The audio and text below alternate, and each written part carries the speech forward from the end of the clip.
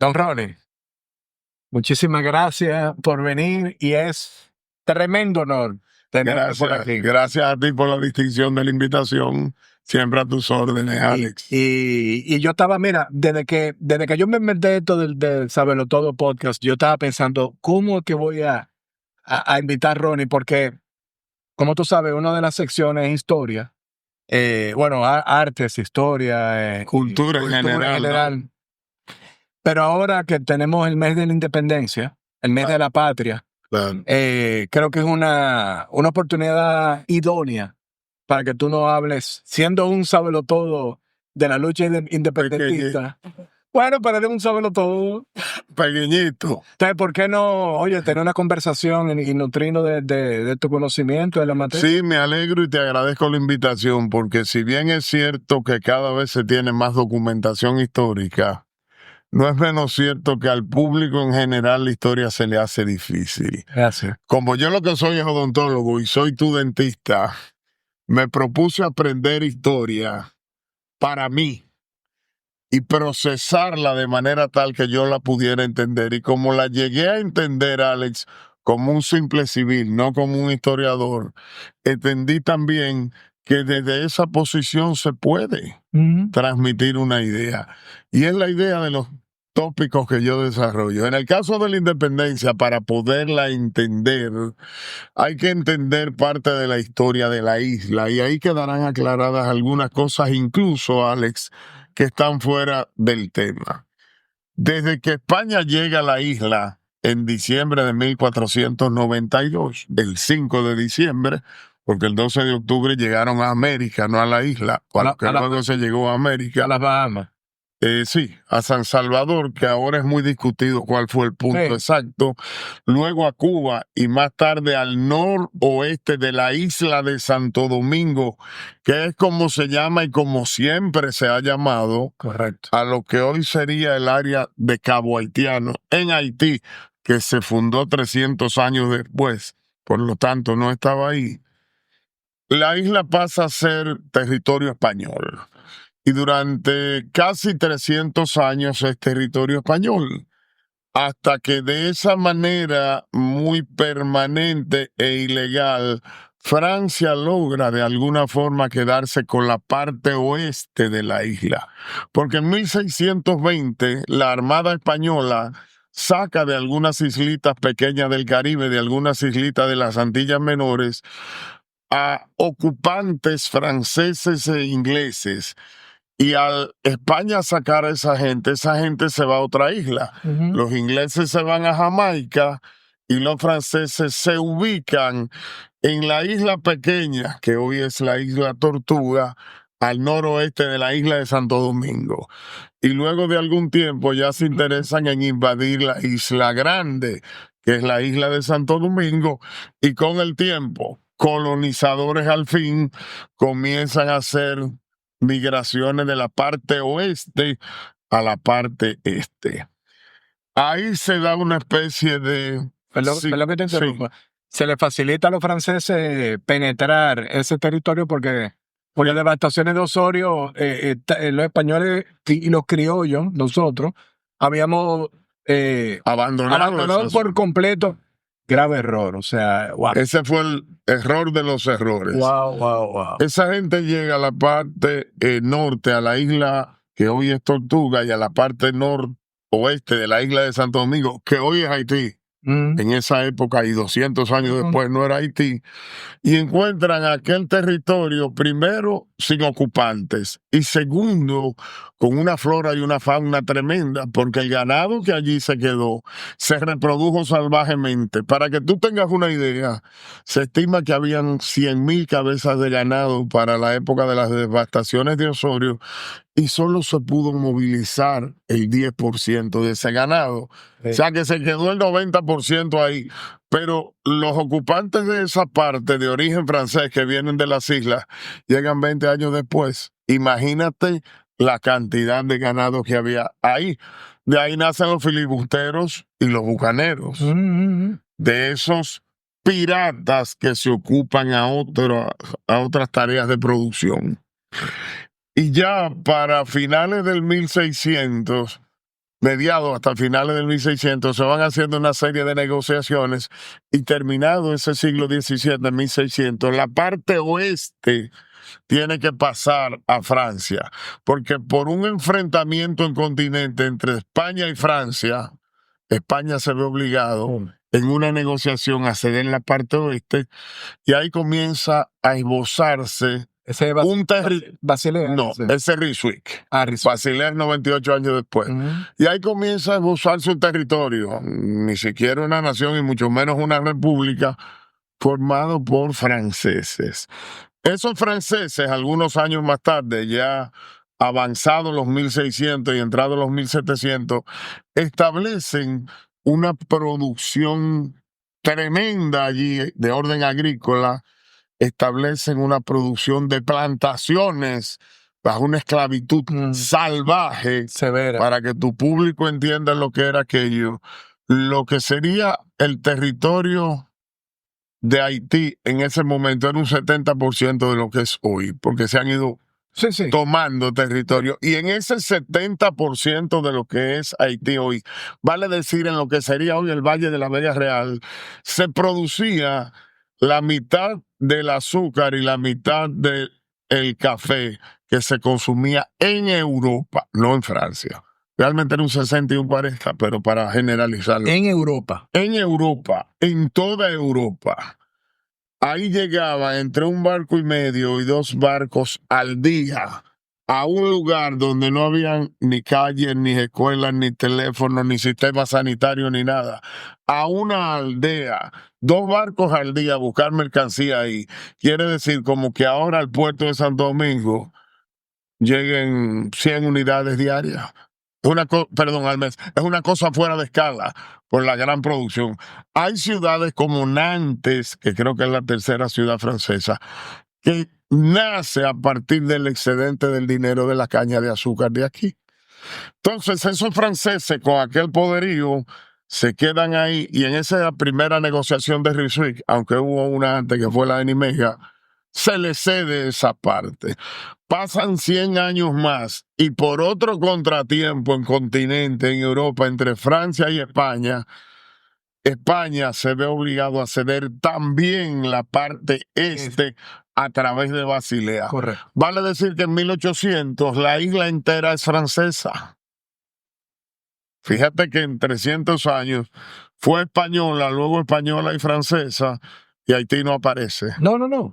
Estamos claros. Luego, a principios, finales de los 1700, principios de los 1800, durante una guerra de 12 años de independencia, ese movimiento negro haitiano, de aquellos haitianos que trajeron los franceses para la producción de caña de azúcar en esa economía de plantación, que sometieron no solo a fuerte, sino a abusos, se levantan. Y esa gente genera la independencia de la República de Haití en 1804. Y se levanta con un odio terrible. Un resentimiento con razón. Con razón. Había un racismo no como el que conocemos, de blanco a negro, sino de negro a blanco, porque fueron sometidos por 150 años al fuerte.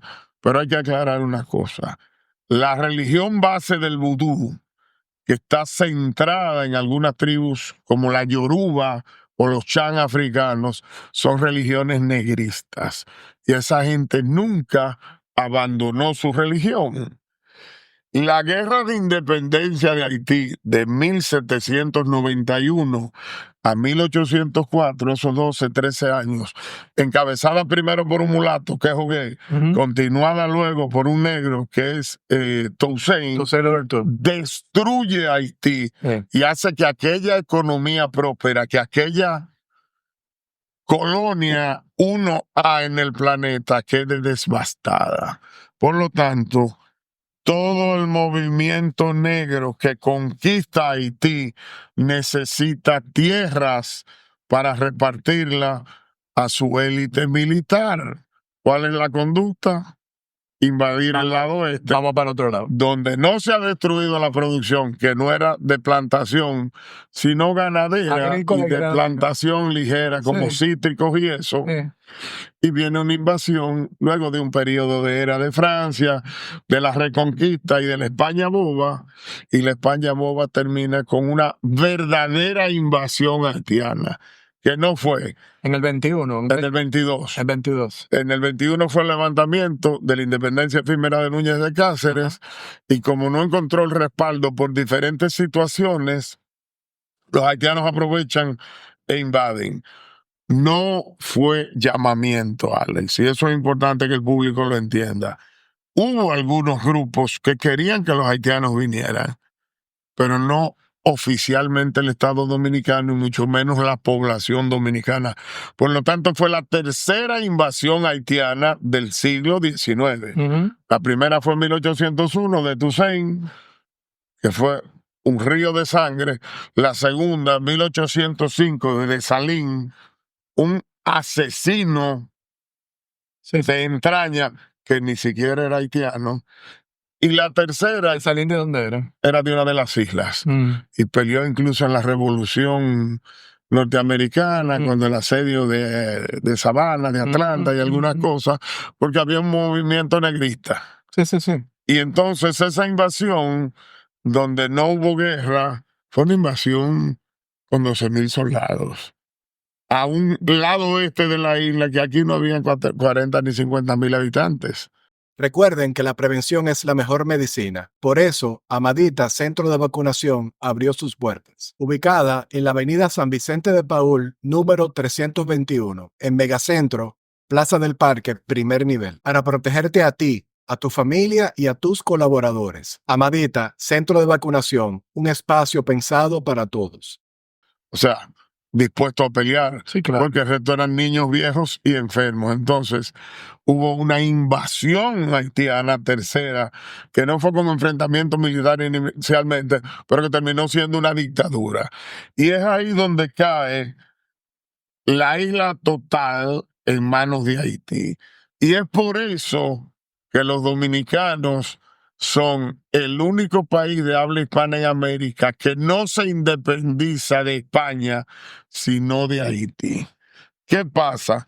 Que en esos 22 años de dominación haitiana... Aunque haciendo sí, un paréntesis, después con la restauración sí fue contra España. sí, porque ahí se restauró la independencia, pero no fue la escúchame que te independencia. Sí, pero O sea que totalmente válido. tenemos los dos accolades, yo llamo así, Sí, de ambos lados. de ambos lados. Entonces, ¿qué pasa? Esos 22 años de gobierno haitiano no son de una invasión pacífica ni de una ocupación de amigos. Es una ocupación para repartirle la tierra a los oficiales del ejército. Es una ocupación donde el trabajo del Estado, que era el trabajo que había, no había empresas privadas, se le da prioridad a los haitianos. Es una invasión donde se quiere establecer el idioma francés como oficial. Es una invasión donde toda la papelería oficial era la papelería, el comercio era muy poco, se tenía que hacer en francés, y fue una invasión donde el ejército haitiano forzó a los dominicanos a hacer el servicio militar obligatorio. Y en eso la Universidad de Santo Domingo, luego Autónoma de Santo Domingo, se cierra. Y la clase media alta, donde está Juan Pablo Duarte y otros, logran salir del país, van a otros lugares que están en guerra de independencia y en tránsito entre monarquías y repúblicas, ven esas cosas, y entonces viene la idea duartiana y de otros más de comenzar a generar un movimiento de dominicanos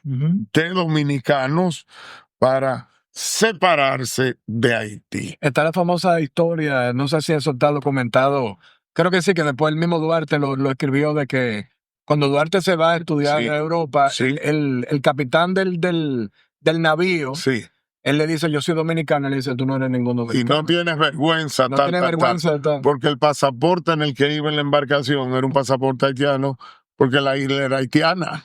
Recuérdate que en el 22 invaden y Duarte se va a Estados Unidos, Inglaterra y a Cataluña, España, en el 28-29. Estamos en el medio de la dominación haitiana. Entonces, este grupo de muchachos jóvenes de clase media alta pudiente no tenían nada, pero eran clase media alta pudiente, salen y ven otras cosas y entonces se comienza a generar un movimiento en el lado este, en el lado dominicano, de eso vamos a hablar luego, para sacar a los haitianos de aquí. Ese conglomerado de dominicanos tiene dos posiciones. Los dos grupos son separatistas, se querían separar de Haití. Un grupo de liberales, llamados los trinitarios, quería, aparte de separarse, independizarse y fundar una república, correcto, o una nación. Y el otro grupo estaba dividido a su vez en tres: los pro-españoles, los pro-franceses y los pro-ingleses. No había gringo, pero gringo. No, los pro-gringos vino después.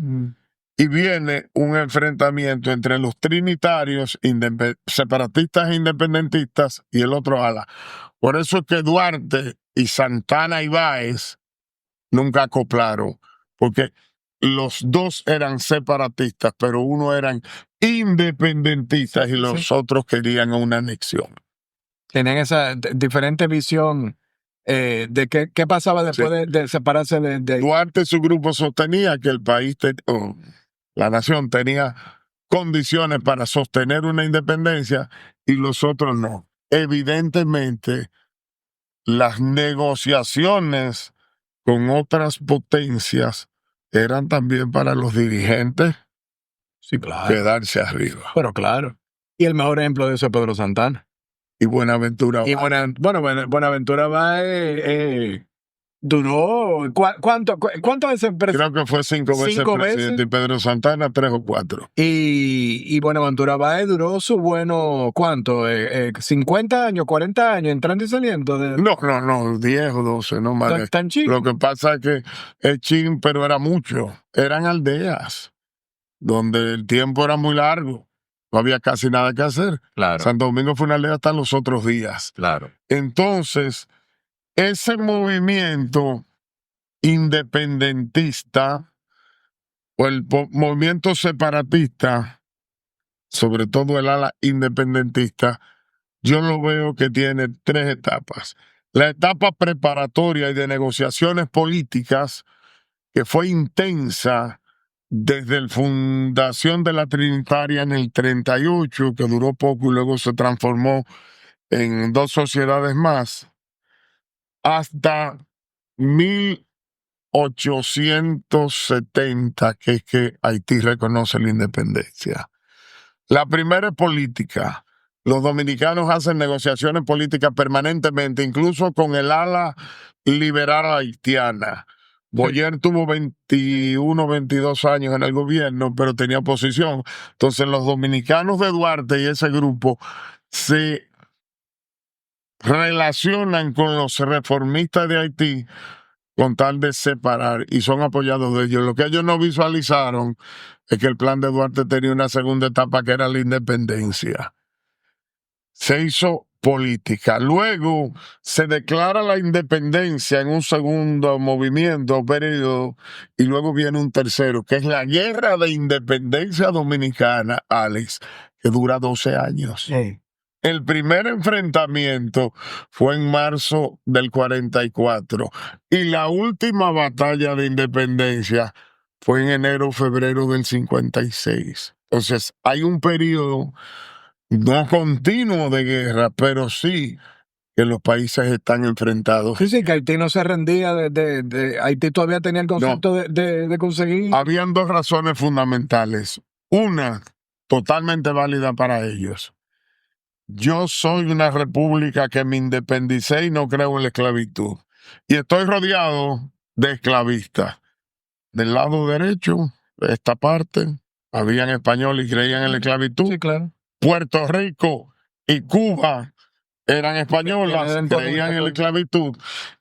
Más Francia. Siempre visualizaron los franceses, los haitianos, que si Francia tomaba la parte este, podía volver a entrar y restablecer la esclavitud.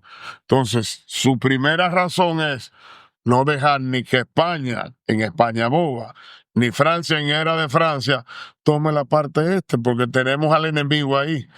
Y la segunda era que aquella parte estaba devastada y destruida y había que venir a buscar los bienes materiales a la parte este. Era increíble que desde esa época, de hace casi 200 años, ya eso estaba devastado como está hoy en día Haití. Lo destruyeron cuando termina la guerra de independencia haitiana con Dessalines en el 1804.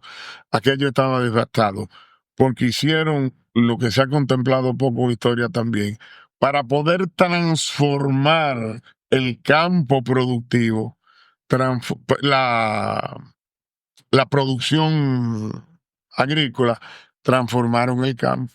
La montaña la chapearon para sembrar cosas que no se daban. La llanura la chapearon para sembrar caña y prepararon el terreno para caña. Pero ese terreno, cuando tú lo quemas y lo quemas y lo quemas, Alex, te le lleva la capa vegetal. Claro. Cuando acabó la revolución, ahí no había nada. Pero aparte de eso, ellos aplicaron la política que luego usó Fidel Castro, de la tierra arrasada. Por donde yo paso, destruyo el pueblo, mato a la gente y elimino el ganado. Sí. Porque así el restablecimiento de una población es más difícil.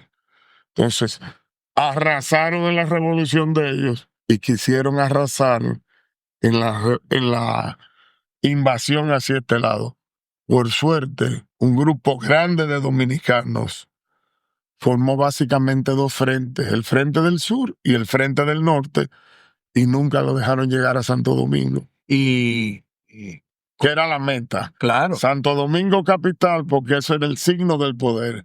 Fíjate que llegan hasta Asua y llegan hasta La Vega y hasta el norte de la ciudad y no logran tomar en ninguna de las ocasiones Santo Domingo. y es bueno que sepan que Haití se había quedado con todo el armamento del ejército francés que cuando abandonó Cuando vino el cuñado que era Leclerc, nosotros literalmente era peleando con machetes. O sea, si nos vamos si nos vamos con lo que es herramientas de guerra, piedra y palo Haití tenía un ejército sofisticado del siglo XIX. seguro, Y nosotros era piedra, machete, con puro corazón. así mismo, sin uniforme. Increíble, ¿eh?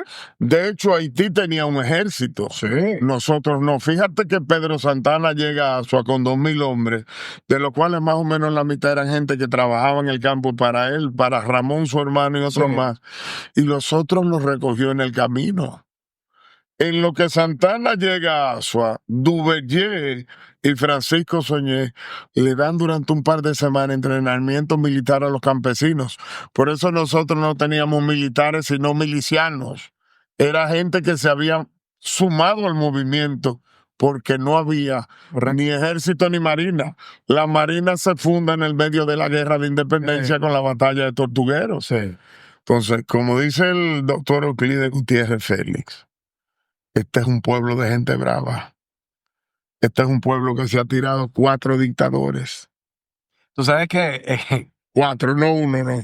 4. tú sabes que wow, yo no sé si de verdad yo debería decir esto porque pero hay dictaduras que tenemos cerca que los dominicanos hace rato hubieran resuelto en esos países. Vamos a seguir hablando de la independencia Sí. y de eso, tranquilo. Pero mira, yo te quería, pero es la realidad. Seguro, seguro. Papi en paz descanse decía Que en paz descanse, yo tuve el lujo de conocerlo. que era del Instituto Altiano. Papi era un historiador, o sea, esa era su gran pasión. Él decía, hablando ya puntualmente vamos a hablar de uno que ya falleció, que fue Fidel Castro. Papi decía que en Cuba lo que hacía falta era gente, que eran cojones como los dominicanos para salir de los Castro. O sea, Me dijo el jefe, que en paz descanse también, de los hombres ranas, que cuando el coronel Camaño estaba en Cuba y comenzaron las negociaciones, el comandante Castro se dio cuenta que él con su equipo tomaba La Habana en 2 días. Me dijo el comandante Montejarache, al que me di el lujo de atenderlo como paciente odontológico en mi clínica. Y ahí fue Un que día me Fidel dijo, la pagó la ahí pagó los trancó el breques. juego. Sí, porque Pero eso no es independencia, me no, metiste en esto. no, no, Ey, no, no, Polito. no. Te quería preguntar algo que yo siempre he tenido esta duda. Estamos en la dictadura, estamos en un gobierno déspota haitiano que controla este lado de la isla. Como tú bien dices, destruye todos los escudos españoles, forza el idioma francés, empieza a fuñir con la iglesia católica. Su gran error. Y el otro fue querer modificarle las costumbres, Exactamente, no los hábitos, las costumbres, las tradiciones correcto. a los dominicanos. Llegaron a suspenderle el juego de gallos o la pelea de gallos. Y quisieron forzar también a cambiar la forma que se alimentaba el dominicano. De Sí. Pero la pregunta que yo te tenía es la siguiente. Tengo entendido que era una dictadura, era un gobierno déspota con sistema de información, o sea, Una dictadura. el movimiento clandestino de Duarte, la Trinitaria, el primero. Sí. Vamos a llamar que eso era una célula reversiva, una subversiva, perdón. Sí. Pero entonces Santana, Báez, los otros no eran parte de la Trinitaria. Ellos tenían No. otro. O sea, Santana y Báez pertenecían a algo parecido a la No. Trinitaria. Santana está en su finca en el Ceibo que se llamaba El Prado, que está ahí, dicho sea de paso. Y en la primera etapa que yo te dije, que entiendo que es una primera etapa, un primer periodo, esta gente sale al interior a buscar adeptos, en vez de buscar votos para las elecciones, a buscar adeptos. Y terminan en el Ceibo. Y cuando van a hablar en el Ceibo con la gente importante, hay que ir a hablar con los Santana. Claro. Y Duarte habla con Ramón, el hermano de Pedro, porque Pedro estaba en el campo. Y cuando Duarte le hace el planteamiento, Ramón le dice, no, esto hay que hablarlo con Pedro. Si yo me meto, el hombre de guerra es Pedro. Si él se mete, yo lo respaldo. Dentro de eso, el papá de Sánchez le administraba algunas propiedades a los Santana en Santo Domingo. Y cuando Ramón Santana recibe el planteamiento de Pedro, de Ramón su hermano, que ya Duarte se había ido, se entera que un hijo de Sánchez Está metido ahí. está metido. Si el hijo de Sánchez está ahí, yo me meto. Entonces, ellos se suman al movimiento separatista, pero Santana era un hombre de guerra, no de política, y probablemente se sumó a separar el país. Luego vinieron otras cosas, pero no se sumó ni fue trinitario. Eso es lo que te De hecho, fíjate que cuando se declara la guerra de independencia, viene la primera Junta Central Gubernativa, hay tan mansos y cimarrones juntos, y hay una guerra interna de derecha y de izquierda, que aquellos eran liberales y tradicionales. Y llega Bobadilla a ser el presidente, aunque el primer día lo fue Sánchez. Bobadilla. Luego los trinitarios a los 3 meses le dan un golpe de Estado y luego Santana le da un golpe de Estado. Entonces la Junta pasa de conservadores a liberales, de conservadores a liberales. El problema viene cuando ya se comienza a tomar el control real de la separación. ¿Quiénes se quedan arriba? Inteligentemente, Duarte no aceptó algunos nombramientos ni postulación a la presidencia para evitar más guerras internas y poder lograr la separación. Por ejemplo. Pero ¿qué de cierto hay que en esas pugnas internas, estando en Santiago, Mella lo proclama. Y ahí dice que no, que él llegue a través de elecciones. Yo pienso que fue una posición de Duarte de no meter un problema más en la Junta. Evidentemente eso le dio espacio a los otros. Yo no te iba a decir. Pero es una posición inteligente. O sea, si yo en la casa de Alex, en un rebú que hay, sumo un rebú adicional, da más trabajo desorganizarlo. Si yo te menciono cualquier otro personaje, probablemente lo acepte. Pero mi parecer, por algunas cosas de Duarte que vi fue soltar. Fíjate que Mella y Duarte llegan a Santo Domingo presos. Sí, claro. Porque Villanueva, el coronel de allá del norte, lo hace preso y creo que vienen de Puerto Plata por barco y llegan presos aquí. Y entran en esa, con tal de no ir generando más problemas. Fíjate que en el 43, a mediados del 43,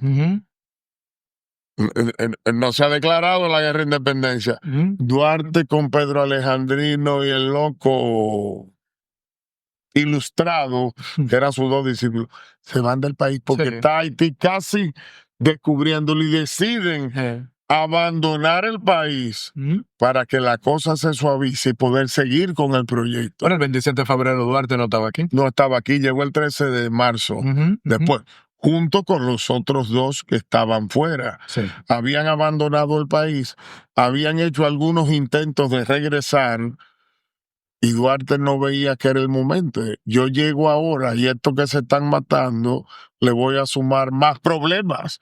Y esto es lo que hay que dejarlo que se estabilice, porque la meta era sacar a los haitianos de aquí. Si meto más problemas en la Junta, que había muchos problemas, central gubernativa, traemos los problemas aquí, abandonamos aquel y no podemos completar el plan. Sí. No, Duarte, es evidente que hasta de ese momento, Duarte era una persona que se estaba entregando por completo a la causa. Totalmente. Sin ningún tipo de ambición, ni mucho menos. O sea, se ve a legua, porque a mí algo que me choca, siempre me ha chocado. Es como Duarte, que para mí es, sin lugar a duda, el padre de la patria de República Dominicana. Duarte no asume un rol de fuerza, yo soy el Washington de esta, o sea, hay Founder Father, está Jefferson, está Hamilton, todo lo que tú quieras, pero nada más hay Washington. Entonces es raro que Juan Pablo Duarte, que fue el que encendió esa chispa, cuando ya está a punto de explotar todo, él dice, señores, llegamos a donde yo quería que llegáramos, vamos a tirar para adelante ahora. Y yo lo voy a liderar, yo voy a ser su líder, cágame atrás, vamos a separarnos ya definitivamente de Haití. Porque tuvo una visión política y no una visión militar. Sí. Se dio cuenta. Sí, porque Washington era militar, obviamente. Yo no pienso así, pero tenía razón. Se dio cuenta que cediendo y yéndose atrás lograba más que sumándole problemas al proyecto, y el resultado está ahí. Sí. El otro no. El del Seibo no entendía. No, el otro fue un dictador. Ahora, como te digo una cosa, te digo la otra. Juan Pablo Duarte y Díez no era ningún pendejito. No, han querido tildarlo de flojo, En varias de las reuniones de la Junta Central Gubernativa, después que vino, ¿no? Pulseando, echó varios coños y dio varias veces en la mesa de mala manera. Sí. Y se desbocó y mandó a 2 o 3 para el carajo. Sí. No era ningún estúpido. Lo que pasa que parece, yo no conozco a profundidad, pero conozco bastante la figura de Duarte. Parece que era un hombre con una inteligencia emocional y política muy marcada. Fíjate que viene en el 64, cuando la Restauración, y lo sacan. Lo vuelven a sacar. Y el tipo acepta volverse a ir. Si soy yo, hay que matarme, había que darme lo mío. Hay que matarlo, ¿eh? Lo entendió. Estamos en el medio del tramo ahora, volviéndonos a separar. En vez de Haití de España, yo soy un problema aquí. Aquí hay gente guapa, deja irme, se fue y logró lo que quiso. Pero ¿por qué él entendía que él era un problema? Porque tenía que pulsear con los que manejaban el país. Pero la segunda, para la restauración, ahí yo entiendo que él es una figura icónica. O sea, aquí hay un amigo tuyo que en paz descanse, político, que vivía en la Máximo Gómez, que brincó una verja, que siempre se hacía el pendejo y al final quedaba arriba. Porque eso es política, yo no sé política, eso es política de inteligencia. Cuando lo sacaron en el 78, nadie pensó que volvió y se tiró 10 más. Pero en los 8 años anteriores, los presidentes estaban pendientes a él. Tuvo que venir 2 gobiernos catastróficos para revivir ese muerto. Pero Cuando mataron a aquel del 61, que él era el presidente, y se tuvo que ir, se fue, y fue y amarró su mundo por allá. Y volvió Y en el vino. 65 y amarró todo. Sí, pero Duarte Los no me del parece... 65 comenzaron a tirar tiros y no se quedaron arriba. Sí, Estoy evaluando la historia, sí, no sí, sí. política. Sí, sí, sí. Entonces, eso es una Yo forma entiendo- inteligente. Yo no pienso igual que él. Mira, si yo hago ese esfuerzo que hizo, a mí hay que matarme. Pero él, con una conducta de otro tipo, logró su meta. Claro. No, logró su meta y su Era un, sueño. era un tipo inteligente. Fíjate que arma un movimiento, que después te voy a hablar, lo que encontré en un libro del profesor Roberto Casá, sobre la fundación de la Trinitaria. Arma un movimiento cuando se lo van a descubrir. Deja el movimiento. Pues no estaba al frente de la Trinitaria ni de los teatros. Porque es que para mandar no hay que estar adelante, Alex. No. Eso es uno que cree que hay que estar adelante y solo hay gente que está atrás y maneja el país. Sí. El amigo tuyo que estábamos hablando, cuando puso a otro, tuvo atrás y había que hablar con él a Máximo Gómez. En conclusión, él era el que mandaba. Entonces son, pienso yo, estrategias políticas rara para la época, porque en la época era la época de los enfrentamientos militares. Claro, del caudillo. Entonces tú tienes figuras como Santana, como Luperón, como los Puellos, que eran fieras. Bueno, esos son. Bueno, pero es que los otros son los políticos. No. Y definitivamente tenía que haber la combinación de las dos cosas para que. Porque haciendo actualmente la analogía con Estados Unidos, Franklin no era un hombre de guerra, lo que era un filósofo y un Pensador. pensador. Entonces era la combinación de muchas cosas. Claro, claro. Lo que pasa es que esa era una época de guerra. Sí, y, sí. y uno en ese momento estudia la historia y lo ve como este hombre debería ser una fiera. Fíjate que va Asua a hablar con Santana y Santana le pone pero y se devuelve y lo deja solo. Si se faja con Santana ahí, o se muere uno, No, lo o matan. mueren los dos, o hay un problema. Y el problema era defender la línea de Asua, Sí, claro. no peleando entre nosotros. Sí, claro. No, era un hombre Si hubiera sido yo, hay que matarme allá. Era un hombre Pero era un pragmático. hombre con una inteligencia Sí. y una tolerancia fuera de escala. Porque después que del 38 al 43, 44, después de 7 u 8 años, tú jugando en la que venga otro a quedarse arriba. Hay que tener mucha tolerancia y mucha capacidad, ¿tú entiendes? Entonces era un hombre de luces. Ahora, Ronnie, como tú bien dices, se va desterrado a Venezuela. Saltamos ya a ese... Saltamos ese momento. Vamos a la guerra de independencia. Vamos ahí. Fíjate que la primera etapa, periodo, fue de negociación política.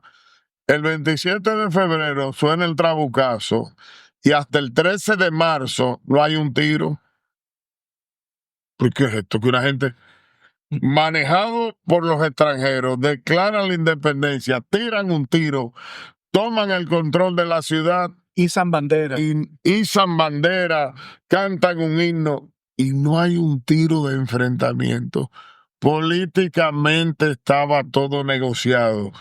Cuando suben de la Puerta de la Misericordia a la Puerta del Conde, que ahí es que llega Sánchez porque estaba escondido y no podía salir de donde estaba, 10:30, 11 de la noche, que el hombre llega, se acerca al oficial que tienen los haitianos comandando, dirigiendo la Puerta del Conde, y le dice: comandante Girón, entrega la llave o se la quitamos.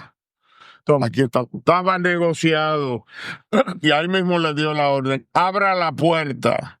Comandante Girón abrió la puerta y Eduardo Abreu vino con un mini ejército de 40 hombres de San Carlos, que era una villa fuera de la ciudad. No sonó un tiro hasta los tiros que le tiraron al hijo de Gerard, que estaba en la fortaleza Osambi, creo que el otro era de Grote y no me falla la memoria, paten tiro para amedrentarlo, porque todo estaba negociado. Al otro día, en San Gil hubo algo también, ¿no? hacia abajo de la puerta de la Bueno, que esa es la puerta de la misericordia. Ah, bueno, tú la llegas hasta allá. Ese es el fuerte de San Gil, donde ellos se juntan a las 8:30, Sí. y viene el cañonazo del fuerte de San Gil o de la puerta de la misericordia, van al baluarte, que es el Conde, ahí a 2 cuadras, Exacto. que era la muralla oeste de la ciudad de Santo Sí, sí, sí. Domingo. Ahí terminaba la ciudad. Entonces, al otro día de declarar la independencia, se juntan con el embajador, con el cónsul francés, para negociar que los haitianos entreguen, no para ir a tirar tiros, para negociar que entreguen.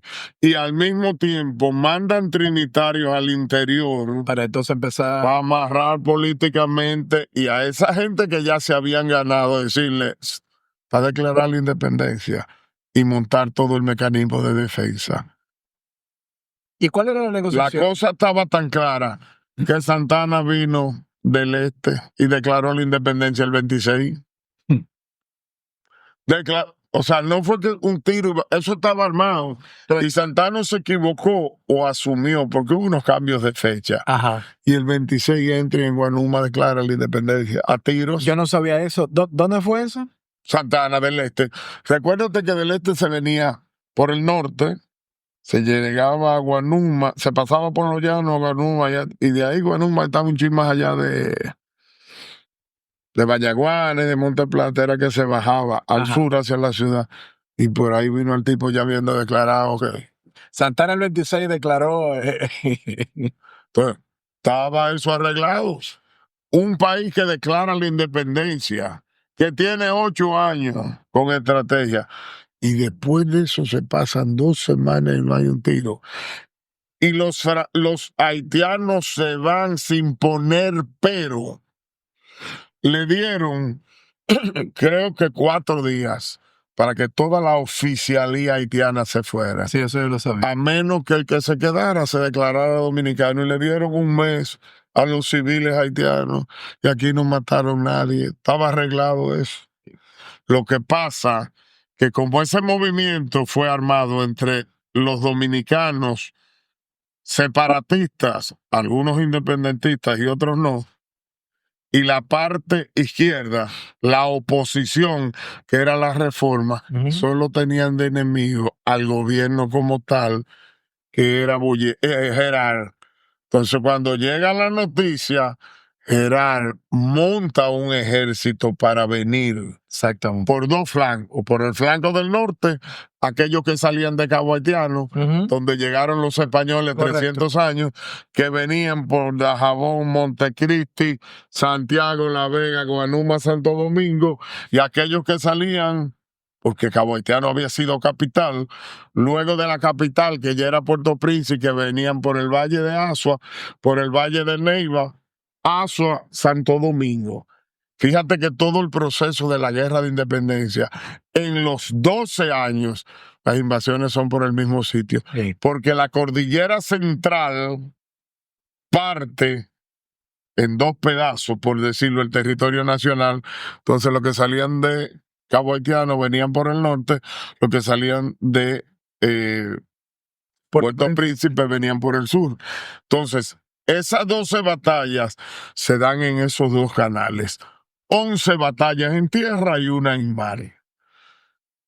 Si una de tus metas del 2025 es tener mayor control de tu salud financiera, tenemos la solución perfecta para ti. Con Mi Data puedes monitorear tu historial de crédito y recibir alertas de posibles fraudes. Conoce los planes disponibles en midata.com.do y comienza el año bien.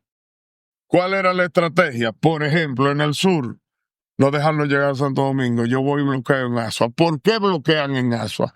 Porque Azua tiene de allá para acá la sierra del lado izquierdo y la bahía de Ocoa del lado derecho, y ahí hay un embudo. Exactamente.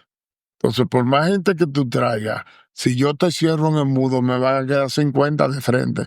Vienen 10,000 soldados, es que no vienen los 10,000, vienen uno atrás de otro. Vienen 10. Entonces ahí cierra. Por eso, cuando los haitianos el 19 de marzo toman Azua, que la tomaron y ganaron el punto de Azua, Santana se retira a Sabana Way en el 44. Pero en el 49 hace lo mismo, Alex. ¿Dónde son el número y la carrera? en el mismo Ahí sitio. mismo. Cierran el embudo Ahí mismo. y van por aquí. ¿Dónde es el memiso con Duvalier? Porque si tú vienes con un ejército y encuentras una montaña y mar, ¿qué tú haces? Busca la llanura. Tú no vas a meter 10,000 hombres a subir No, montaña. estamos claros. Entonces lo cerraron ahí. Si te vas al norte, pasa lo mismo. Hay una llanura que viene Dajabón, Guayubín, Mao, Santiago, La Vega. Por ahí era que tú podías traer un ejército. ¿Dónde cerraron el 30 de marzo? En Santiago. Mandaron una avanzada a Escalante y a Guayubín, pero como no estaban organizados, los haitianos pudieron seguir. Donde no pudieron seguir fue en Santiago, porque Mella, que se había ido a la loma a buscar recursos, fue y buscó a Inver, el bisabuelo de Inver, el que mató el generalísimo. Uno de ellos. Fue y lo buscó. Inver venía de pelear en guerras francesas. Pues montó una estrategia en el altito de Santiago, donde los haitianos venían de frente en el valle, y montó 3 fuertes: Dios, Patria y Libertad. Y lo que hicieron fue una cacería de frente. Lo cogieron de arriba para abajo, porque eran los únicos 2 canales para venir. ¿Por qué se pierde el sur? ¿Por qué los haitianos nos siguen? Por 2 razones.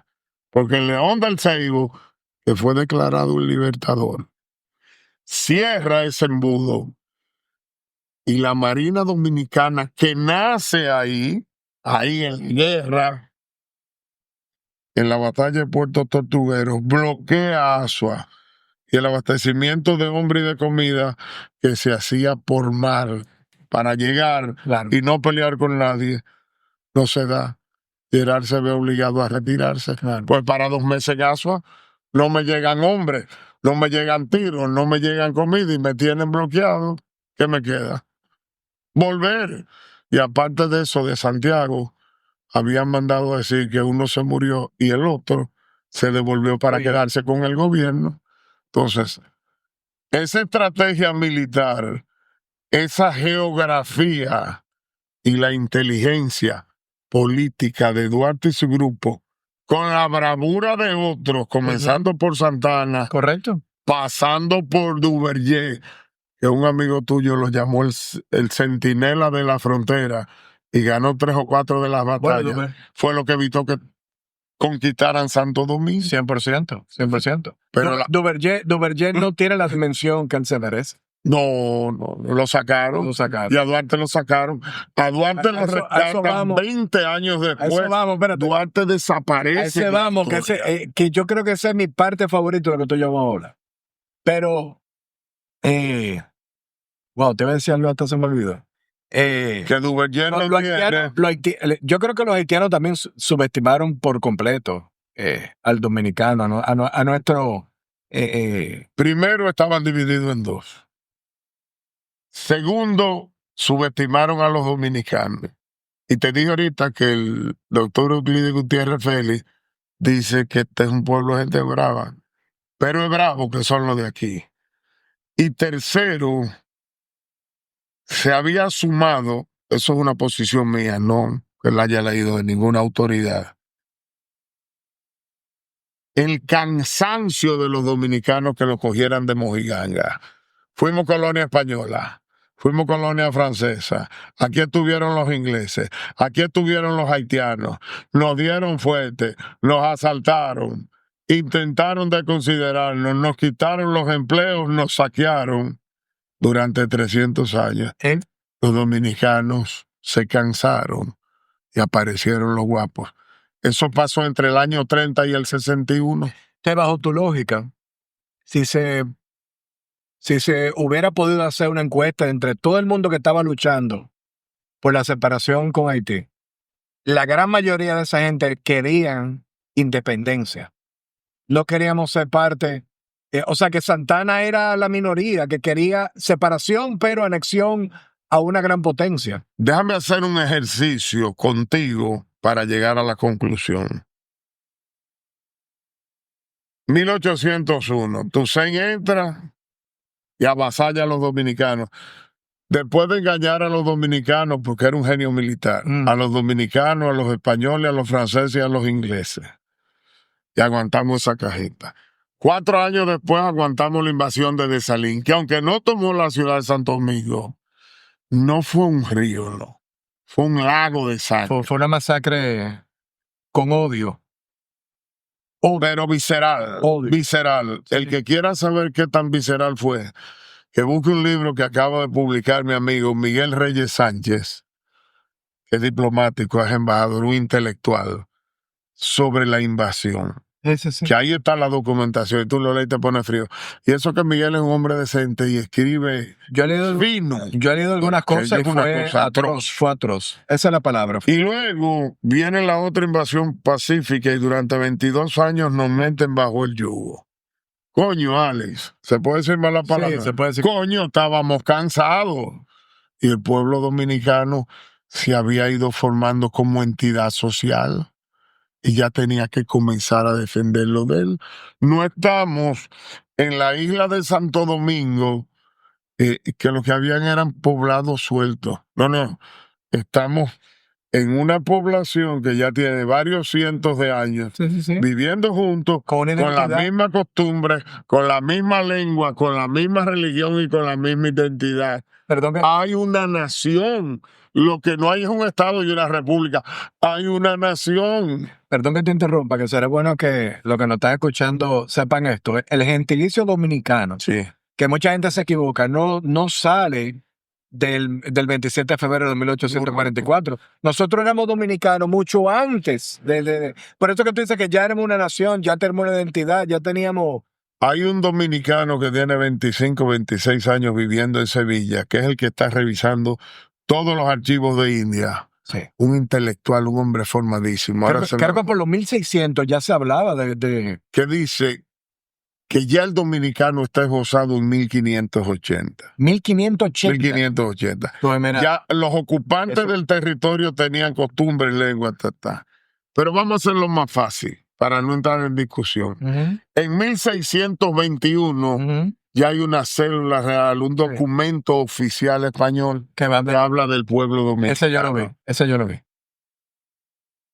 El historiador Peguero de Baní, en 1600 y pico, 1700, habla del pueblo dominicano.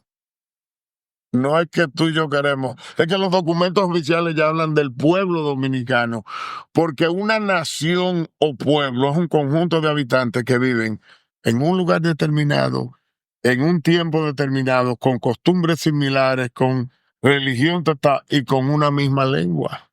Correcto. Eso fue lo que nos quisieron quitar todos los invasores, y en los cuales no los españoles dominicanos, no. Los criollos de 1700 no entramos.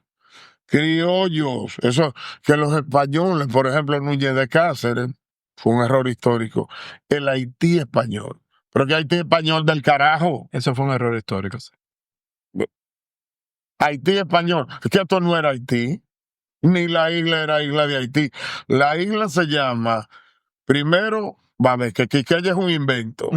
El término Quisqueya es de un cronista de India que nunca vino a América y nadie ha encontrado documentación importante en libros de la época Quisqueya. Parece que fue que ese señor trajo unos términos de un libro de Marco Polo y escribió una crónica de India y se pegó. Tanto se pegó y tan aceptado está que somos quisqueyanos valientes y no dominicanos. La isla se llamaba Bohío. ¿O Babeque? No, parece que Babeque era otra isla u otra parte del territorio. Haití nada más era la parte alta. Haití era un pedazo de tierra. Sí. Pero así como Haití era Haití, Samaná es Samaná y esto no es isla de Samaná. Sí. Pero los aborígenes le decían, los taínos le decían Haití a las tierras altas, me imagino que la cordillera central. No, a las tierras altas y montañosas de aquel lado. La cordillera central en La Vega no era Haití. Ni tampoco era cordillera central, ni tampoco era Cibao. Colón no habla de Haití en ningún momento. No. No, pero cuando te digo Haití, No, te voy a... vamos a olvidarnos del Estado haitiano. No, yo te estoy hablando Haití. así como hablamos de un bohío, de un caney, de un... Si no era otra isla, no es que estoy diciendo un disparate que me estoy confundiendo, ¿no? Ujú. Si no era otra isla, Babé, que era una parte del territorio, no era la isla. Sí. Haití no era la isla, era probablemente un pedazo, como tú digas ahora de Jabón. Sí, sí, sí. Entonces, esa isla que se llama Isla Española, no la española, Isla Española, como consigna el Diario de Colón y otros de la época, Correcto. se queda siendo Isla Española. Y un invento de los gringos después Sí. que es Hispaniola. Se funda la ciudad de Santo Domingo en 1496 o 98, todavía están peleando Ujú. por hermanos de Colón que los manda a darle la vuelta a la isla. Y la gente de Europa comienza a salir para Santo Domingo, 1520, 1530. Santo Domingo. ¿Y para dónde tú vas? Santo Domingo, y terminaron yendo a la isla de Santo Domingo. Para 1530, 35, esto es Isla de Santo Domingo. Es así. Siempre fue Isla de Santo Domingo. En 1504, 300 años después, con la declaración de la independencia haitiana por parte de Dessalines, 1804. 1804, Dessalines habla de su ejército aborigen. Pero si los negros africanos no son llegaron endémicos de aquí. en 1720, ¿cuál es el ejército aborigen? Si en 1530 no quedaban Ya, aborígenes. aquí no quedaba nadie. Y ahí, al declarar la independencia con su ejército de aborígenes, le pone el nombre a la República de Haití, no a la parte este de la isla. No. Entonces la isla nunca fue Haití. Algunos autores la consignan en los 1800 como isla de Haití. Bueno, yo puedo escribir un libro y decir que esto es la isla de Moca. Pero claro. Ese es mi parecer. Pero claro. Esa no es la realidad legal Estamos claros. del escenario. Entonces, a principios de los 1900, con el crecimiento de las telecomunicaciones, el Instituto de Geografía de Estados Unidos, pero estamos hablando que ya mi abuelo estaba nacido, Sí, sí, sí. Y mi abuelo también. le ponen Hispaniola. Hispaniola, y por eso HI. los canales de televisión, de radio y esto Ujú. se llaman HI algo. HIN Broadcasting Nacional, HIN Raintel, HIN Radio Mira qué interesante. H. Mira qué interesante. Pero eso es un tema de comunicación Sí. que se inventaron los americanos, que no tiene que ver nada con el No, nombre pero de la empezaron a isla ponerse de a Santo los mapas, a la cosa y por ahí. Entonces, la República Dominicana, fundada en el 44, y la República de Haití, fundada 40 años antes, están en la isla de Santo Domingo. Correcto. Lo que pasa es que lo otro es Con manipulación la isla española. o española. La isla española. Pero es que oficialmente Ujú. ya es isla de Santo Domingo. Sí, O claro. sea, tú no puedes poner en un documento oficial que tú vives en la Avenida Bolívar de la ciudad de Santo Domingo, de la República Dominicana, en la isla española, en la isla de Santo Domingo. Estamos claros. ¿Lo entiendes? Entonces, eso se ha manipulado para otras cosas. Sí, exactamente. Eso se llama, igual que los locos viejos que empezaron a hablar y que el fuerte de la Navidad fue en Haití. Haití ni siquiera existía. No, fue donde hoy está Haití. Pero que Haití no existía. Tú no Se puedes decir- fundan 300 años después. Pero tú no puedes decir que eso era en Haití porque Haití no existía. No estaba. Es que se funda en 1804 y aquello fue en el 42. Eso fue- Pero es una gana como de apropiarse de cosas que y los no... caciques son haitianos también. Sí, claro. Todos son haitianos. Por eso es que hay que aclarar la historia. Bueno, por eso tú estás Entonces, aquí. En Mira, esos... Antes de irnos a... Hablando de Santo Domingo, también, que sería bueno que tú me expliques eso, también el apellido ese de Guzmán, Vamos para allá ahora. después... Viene la guerra de independencia. Ujú. Finalmente nos separamos de Haití. Hay una cantidad de próceres dominicanos que uno no tiene idea. Porque Sí, uno cree que es Santana y que Duvería. Aquí hay una cantidad de gente brava. En ese Cibao, Hay una cantidad de gente brava que pelearon no en una batalla. Tú lo encuentras 20 años después peleando, 10 años después peleando en la restauración. Son gente que es en guerra que están. Se independiza la República Dominicana y viene todo un trauma. Sí, porque Ronnie, me imagino después que esa gente de Santiago, del Cibao, se fajaron a sacar a los haitianos. No estaban porque le quitaron. Y viene después de que una anexión a España. Dijeron, ¿pero qué pasó? Viene una anexión a España negociada, donde lo que voy a decir es chocante. No, dale. Pero los trinitarios participaron en la negociación y uno de los padres de la patria fue a España a negociar. Pero yo eso lo acepto, porque probablemente el tipo dijo, déjame negociar. Para donde yo no quiero volver es para atrás. Déjame negociar. No necesariamente para quedarme con el otro. Vamos a dejarlo ahí para no acusar a nadie. Pero participaron en varias aceras mucha gente, no importa. Nos separamos. Pero te fuiste light porque no mencionaste si era Sancho Mella, uno de esos dos. Déjalo ahí. Después el otro brincó por otro lado. Déjalo ahí. Está bien. Entonces, viene ese periodo del 44 al 60 de enfrentamientos a muerte entre liberales y conservadores. Ganan los conservadores. Sí. De esos conservadores hay pro-españoles. ¿Por qué ganan? ¿Porque eran más? No, porque los trinitarios eran muchachos. La edad promedio era 21 años. ¿Qué edad tenía Santana en ese momento? Ya era un hombre hecho y derecho. Porque Santana nació. Aparte que era el más viejo, tenía como 32 años. 31 el promedio de los trinitarios era 21 años, eran muchachos. Sí, pero el más viejo siendo Duarte era 29, 30 años. Pero Santana tenía, igual que varias cosas. Eran hombres maduros, eran hombres de guerra. Estaban apoyados por el cónsul francés y por España. Ahí está.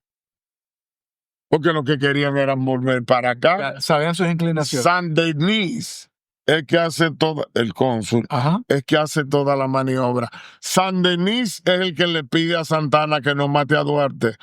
Iban a matar a Duarte. Y Saint-Denis dijo, si matamos a Duarte, el rebú va a ser mayor. Recto, lo saca. A perpetuidad. A él y a los otros trinitarios. Sí. Pues Saint-Denis mete la mano. Pero mete la mano no por Duarte. Es que él se va a Hamburgo Sí. Y nosotros también. Mete la Duarte la mano no por Duarte, por los trinitarios. No, es para preparar mi terreno y conseguir la valla de Samaná a través del plan Levasseur, que era el jefe de Saint-Denis, que estaba en Cabo Haitiano. Correcto. Porque la parte de influencia francesa se manejaba a través de Cabo Haitiano con Saint-Denis. Y hay 10 o 12 años de pulseo entre dos separatistas, pero anexionistas. Uno pro-español y uno pro-francés que se llaman Santana y Baez. Y ahí que viene el tirijala. A todo esto a ellos les conviene dejar a los otros afuera. Y al dejar a los otros afuera, los otros fueron perdiendo presencia y vigencia. Por eso Duarte desaparece de la historia dominicana. 25 años. Quien lo rescata es el padre de la historia dominicana, José Gabriel García, en 1800 y pico, que comienza a encontrar documentos y a armar la historia. Se quedaron los dos de arriba y dominaron esto como un feudo.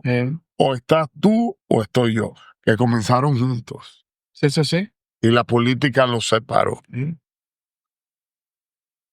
Viene la guerra, hay una batalla naval, 11 por tierra, 6 batallas en el 44, 3 batallas en el 45, hay un paro, 2 batallas en el 49, una batalla al final del 55, una cruzando del 55 para el 56, y la última batalla de Jacuba o Sabana Larga en el 56 en Dajabón.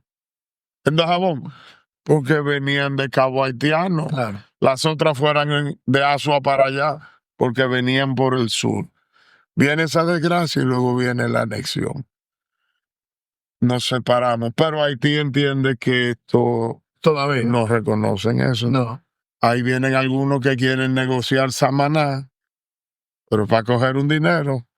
Claro. Y ahí nos salva un señor que tiene un nombre en una calle en La Prado que quería cambiarle el nombre y ponerle la de un locutor que se llama Charles Sommer, Bueno, lo que pasa que es fue el que se fajó en el Congreso a que esto no pasara a ser colonia. pero Por sus intereses eso personales, te voy a decir. pero no Y beneficios. claro que sí, y por su percepción tan baja de lo que era el dominicano. Porque él decía, Pero baja y alta, porque, bueno, sí, baja para él. claro, baja para él. Porque él decía, si estos pasan a ser colonia, estos negritos de las islas, entre Ujú, comillas, ujú. van a tener los mismos derechos que los negritos de aquí. El problema nos va a crecer. Exacto. Y esa es la razón, Porque la iniciativa, digo, dicho de una sí, manera sí. figurativa. El ímpetu realmente de Grant de convertir esto en Estado era para todos esos negros que habían sido emancipados, mandados para acá. Era todos esos negros de Carolina del Norte, de la Mississippi. En 1817, 1818 y 1819, estamos antes de la dominación haitiana. Ujú. Estamos en la España boba.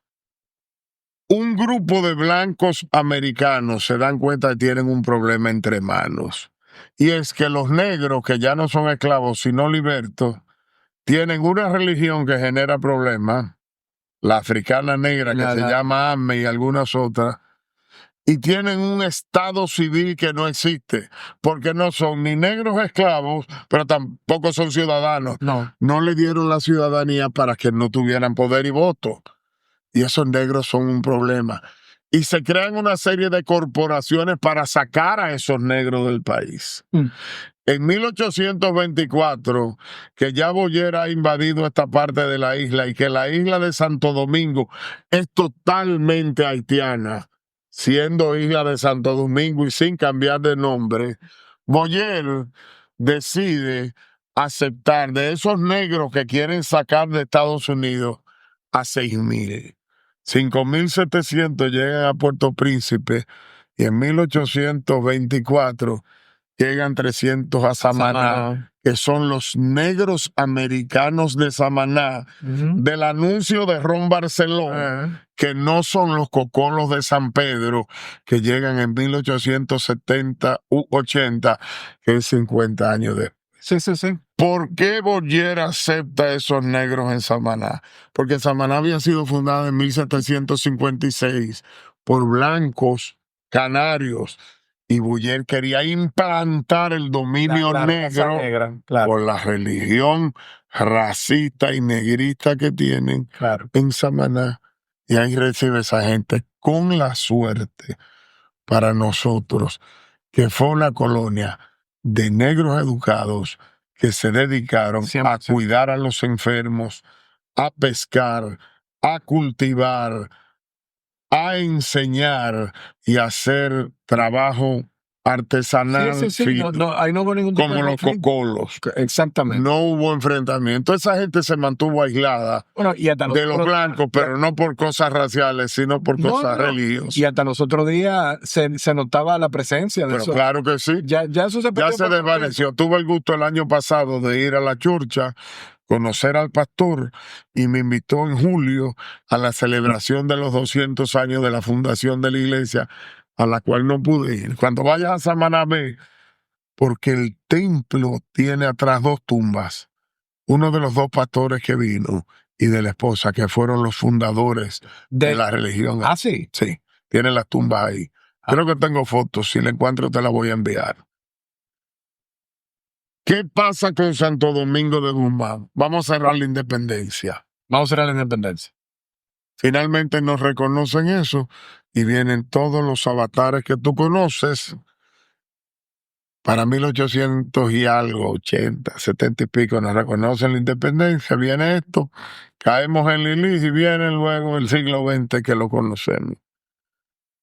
¿Se llama Santo Domingo de Guzmán o no? No. La ciudad de Santo Domingo recibe el nombre de 3 posibilidades. Uno, que se descubrió un domingo. Otro, que el papá de Colón era Dominicus Columbus o Domingo Colón. Y tercero, porque los dominicos, esos que están ahí en el convento donde se casó mi hija, y al lado donde está Quinta Dominica, que es mi conferencia de pasado mañana, se establecen aquí en 1500, antes de 1510. Pero también se establecen los otros, y hay un enfrentamiento entre los dominicos y los otros por el poder religioso, y los dominicos se imponen, y puede ser que el término venga por los padres dominicos, de donde vienen los dominicanos, cuya cabeza de la iglesia es Santo Domingo de Guzmán. Pero no tiene que ver absolutamente nada con eso. Para los 1870, poco más o menos, la parte este de la isla, la República Dominicana, tiene 5 provincias. Y la provincia donde nosotros estamos, la provincia se llama Provincia de Santo Domingo de Guzmán. Pero esa provincia desaparece, porque ahora está el Distrito Nacional, San Cristóbal, Y la ciudad de Santo Domingo nunca se llamó de Guzmán. Pero eso lo rescata el amigo tuyo que voló la verja. Dice Juan Daniel Balcácer, que es una autoridad en historia y es muy amigo mío, que es el legislador, refiriéndose al Senado, quien en 1966, bajo la tutela de Balaguer, comienza a ponerle a los documentos oficiales Ciudad de Santo Domingo. Correcto. ¿Está legislado o no eso? ¿Está aprobado eso por el Congreso o no está? Porque si el Congreso no lo aprueba, tú puedes ponerle al papel lo que te dé la gana. He encontrado documentos que dicen que sí, he encontrado documentos que dicen que no. El nombre oficial hasta el año 1966 es Ciudad de Santo Domingo sin apellido. La provincia sí era Santo Domingo de Guzmán.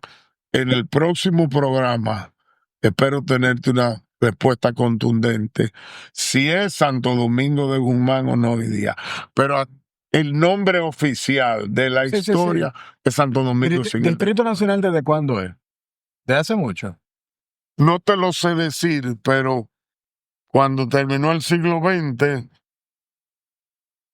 todavía no había Distrito Nacional. No sé si es de principio de esto o no sé si es de la era de Trujillo. Sí. En el 37 cambia de Santo Domingo. Cambia obviamente a Ciudad Trujillo. 36 o 37 a Ciudad Trujillo 36. Y en el 61 vuelve para atrás. Por un invento de Mario Fermín Cabral, que es el papá de la señora Peggy Guzmán de Peña Gómez, quien fue embajadora en Argentina, donde yo hice mi posgrado de odontología. Ahora, Ronnie, independientemente de todo, la figura de Duarte. Duarte literalmente es la definición de un mártir, o sea, sí. Yo quisiera que hablemos un chisme. Porque tal vez se me ocurre pensar que estamos en el aire. Pensó como político de avanzada del siglo siguiente. Los políticos de esa época era guerra. Sí. No había tanta estrategia.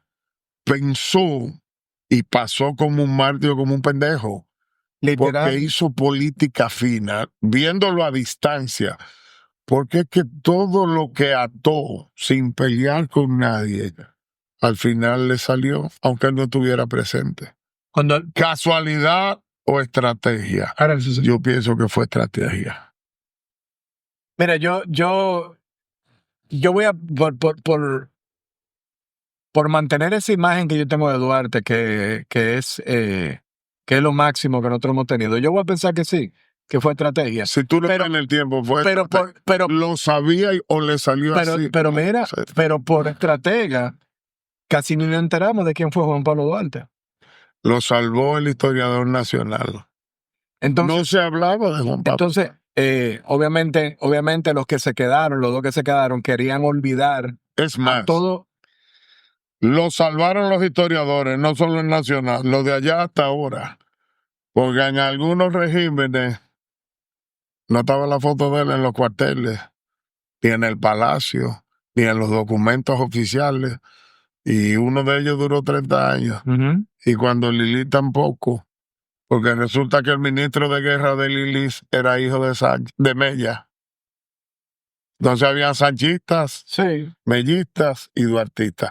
Y en ese paquete, por una salida política, es que Lili los nombra a los tres los padres de la patria. Pero entonces, ¿por qué, primero, por qué Lilith tenía la necesidad en ese momento de hacer un nombramiento oficial de los padres de la patria? ¿Por qué había que tomar esa decisión en ese momento? Tal vez por lo mismo que Constantino metió a Jesucristo en el paquete de Roma, por política. Cuando Constantino ve que esto va cambiando y que la religión monoteísta no tiene sentido, politeísta no tiene sentido, sino que monoteísta, y que esto va creciendo, se convierte. Constantino no se convirtió por convencimiento religioso, sino por convencimiento político. Y Lili se encuentra con un grupo de sanchistas importantes. Lili se encuentra con un grupo de mellistas menos importantes. Pero el ministro... ¿Cuál era el argumento para Mella? Que Mella debía ser el padre de la patria, porque ahí no me queda claro. O sea, me queda claro lo de Sánchez. ¿Cuál puede ser el argumento? Nunca en la vida yo voy a poner a Sánchez paralelo con Duarte.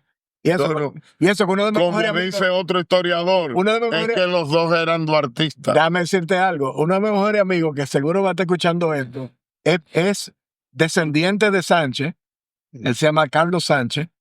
Y no le va a gustar lo que yo voy a decir, pero nunca en la vida Francisco el Rosario Sánchez está a la par con Juan Pablo Duarte. No lo está. Ni tiene que estar. Ni tiene que Ni estar. eso le quita mérito. Correcto. Y lo que hizo Sánchez no lo hizo Duarte. Y lo que hizo Mella no lo hizo Sánchez. Correcto. Eso es como que tú quieras decir, que es mi amigo, que Luis Méndez es el único piloto importante. No. Luis Méndez es el señor de los señores. Yo le llamo su majestad. Eso no quiere decir que Adriano Abreu no sea una fiera. Pero, y que unos amigos tuyos que andan por ahí ganando campeonatos en Estados Unidos de apellido Leroux sí, no sean unos fenómenos. amigo mío, de verdad. Y primos míos son Leroux Moya y papi Juber Moya. Mira, Ronnie, pero Eso no quiere decir que no sean como unos dicen los fenómenos. gringos, volviendo a hacer el benchmark con la independencia americana, que yo creo que es la más clara para uno dimensionar lo que es Duarte. El tú decir que George Washington es el padre de la patria no le quita mérito a ninguno de los founding fathers. Ninguno. Nada. Así nosotros tenemos un padre de la patria, Juan Pablo Duarte, y después todos los otros son de enorme valor. Sí, Y por algo, pero... Porque la Segunda Guerra Mundial la manejaran MacArthur, el otro y el otro. Eisenhower y el otro. No le quite el mérito a todos esos generales y a todos esos coroneles que estaban ahí abajo. Bueno, por supuesto que no.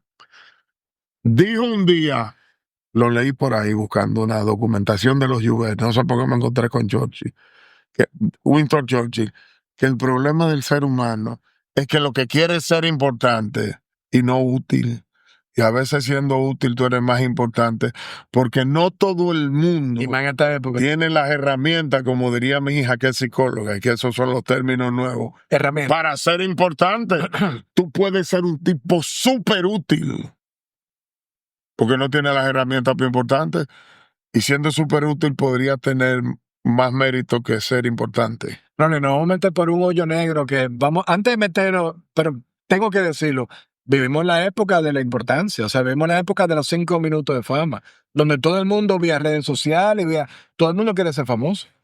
Ese es el problema. Todo el mundo quiere ser importante y casi nadie quiere ser útil. Ese es el problema. Ese es el problema. Y la gran mayoría de los que quieren ser importantes no se dan cuenta que no tienen las herramientas. Correcto. Ni siquiera los más que se han preparado. Entonces, por eso aparecen idiotas que se creen que pueden ser importantes.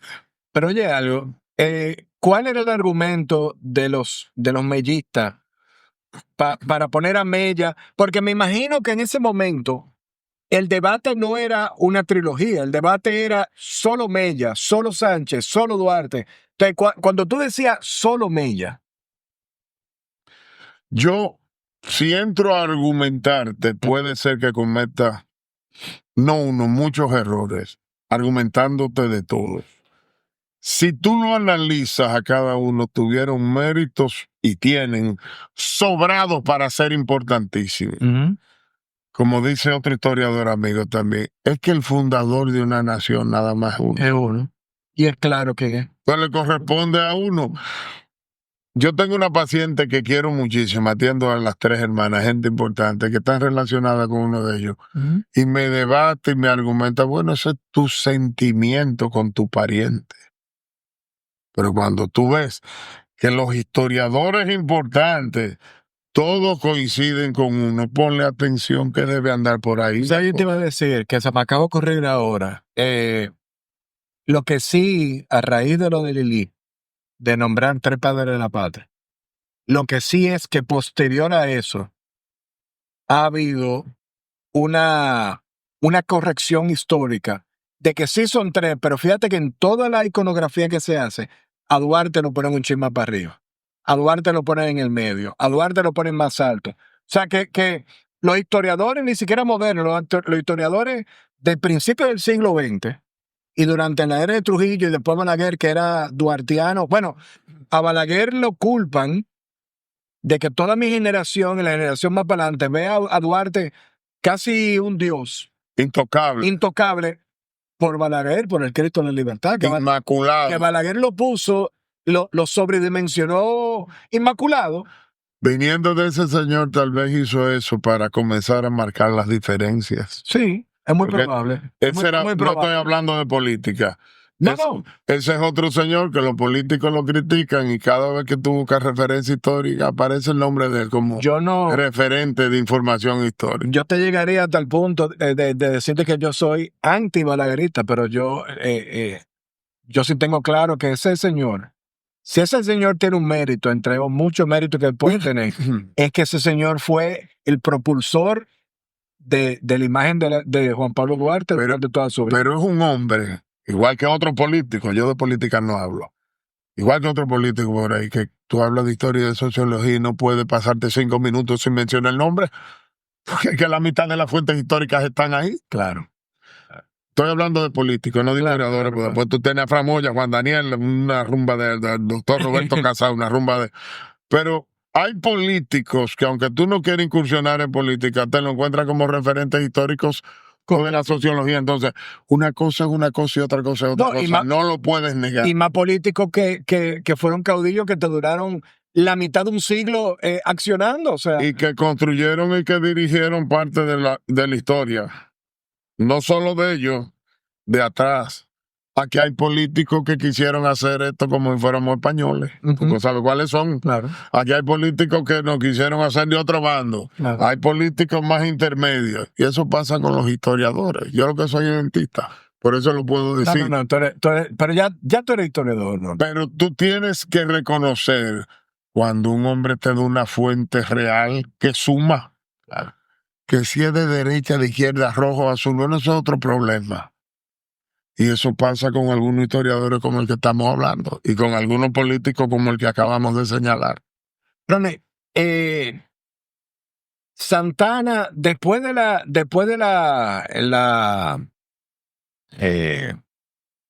se fue lo de Luperón, la restauración. Estaba pensando en la Reconquista, la restauración. ¿Qué de Santana? Santana en Pues yo sé que Santana muere ahí en la Hosto, al lado del... Sí, pero muere en el 64. Lo llamaron para pasar un juicio y le mandó a decir al que lo llamó que al general Santana nadie le pasó un juicio y se murió 2 días después. Que si lo envenenaron, que si murió, no lo sé. Él venía con una enfermedad que mi apreciación como agente de salud es que era una enfermedad inmunológica. Porque él se retiraba de la guerrilla y se metía en unos tratamientos allá en el Prado y se bañaba en unas soluciones.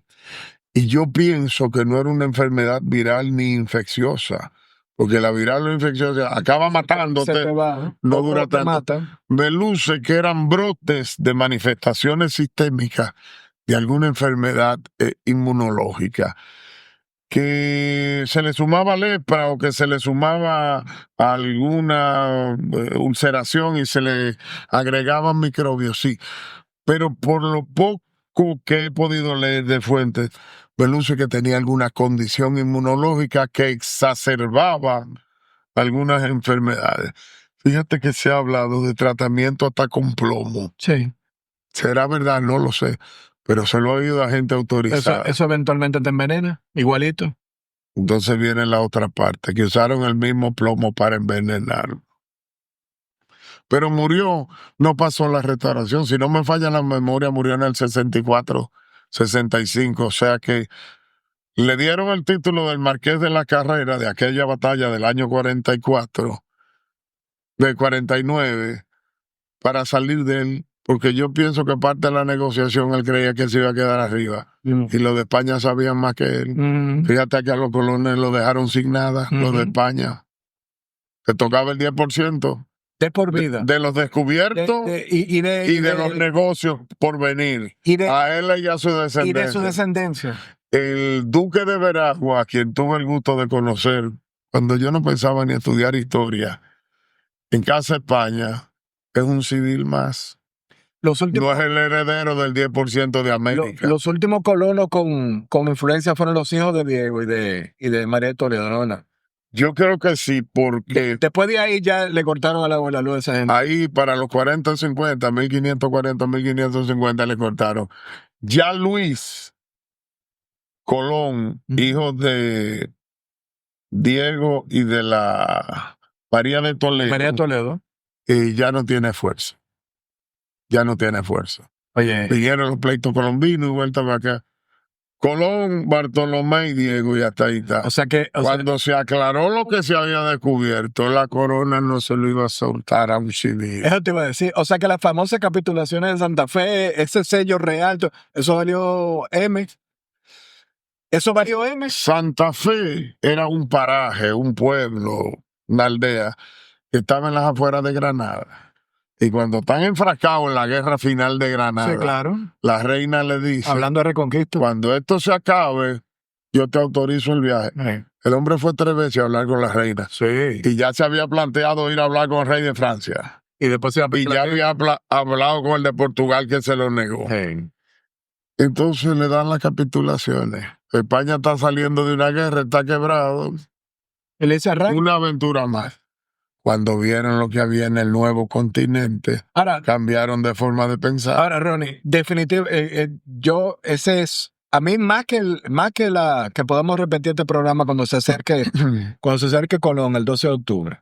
A mí me apasiona más esa historia que la misma duartiana independentista. Podemos hablar de eso, yo tengo material interesante. Porque Colón, aunque el mundo moderno ha querido hacerle un villano, yo soy una persona que admiro a Cristóbal Colón.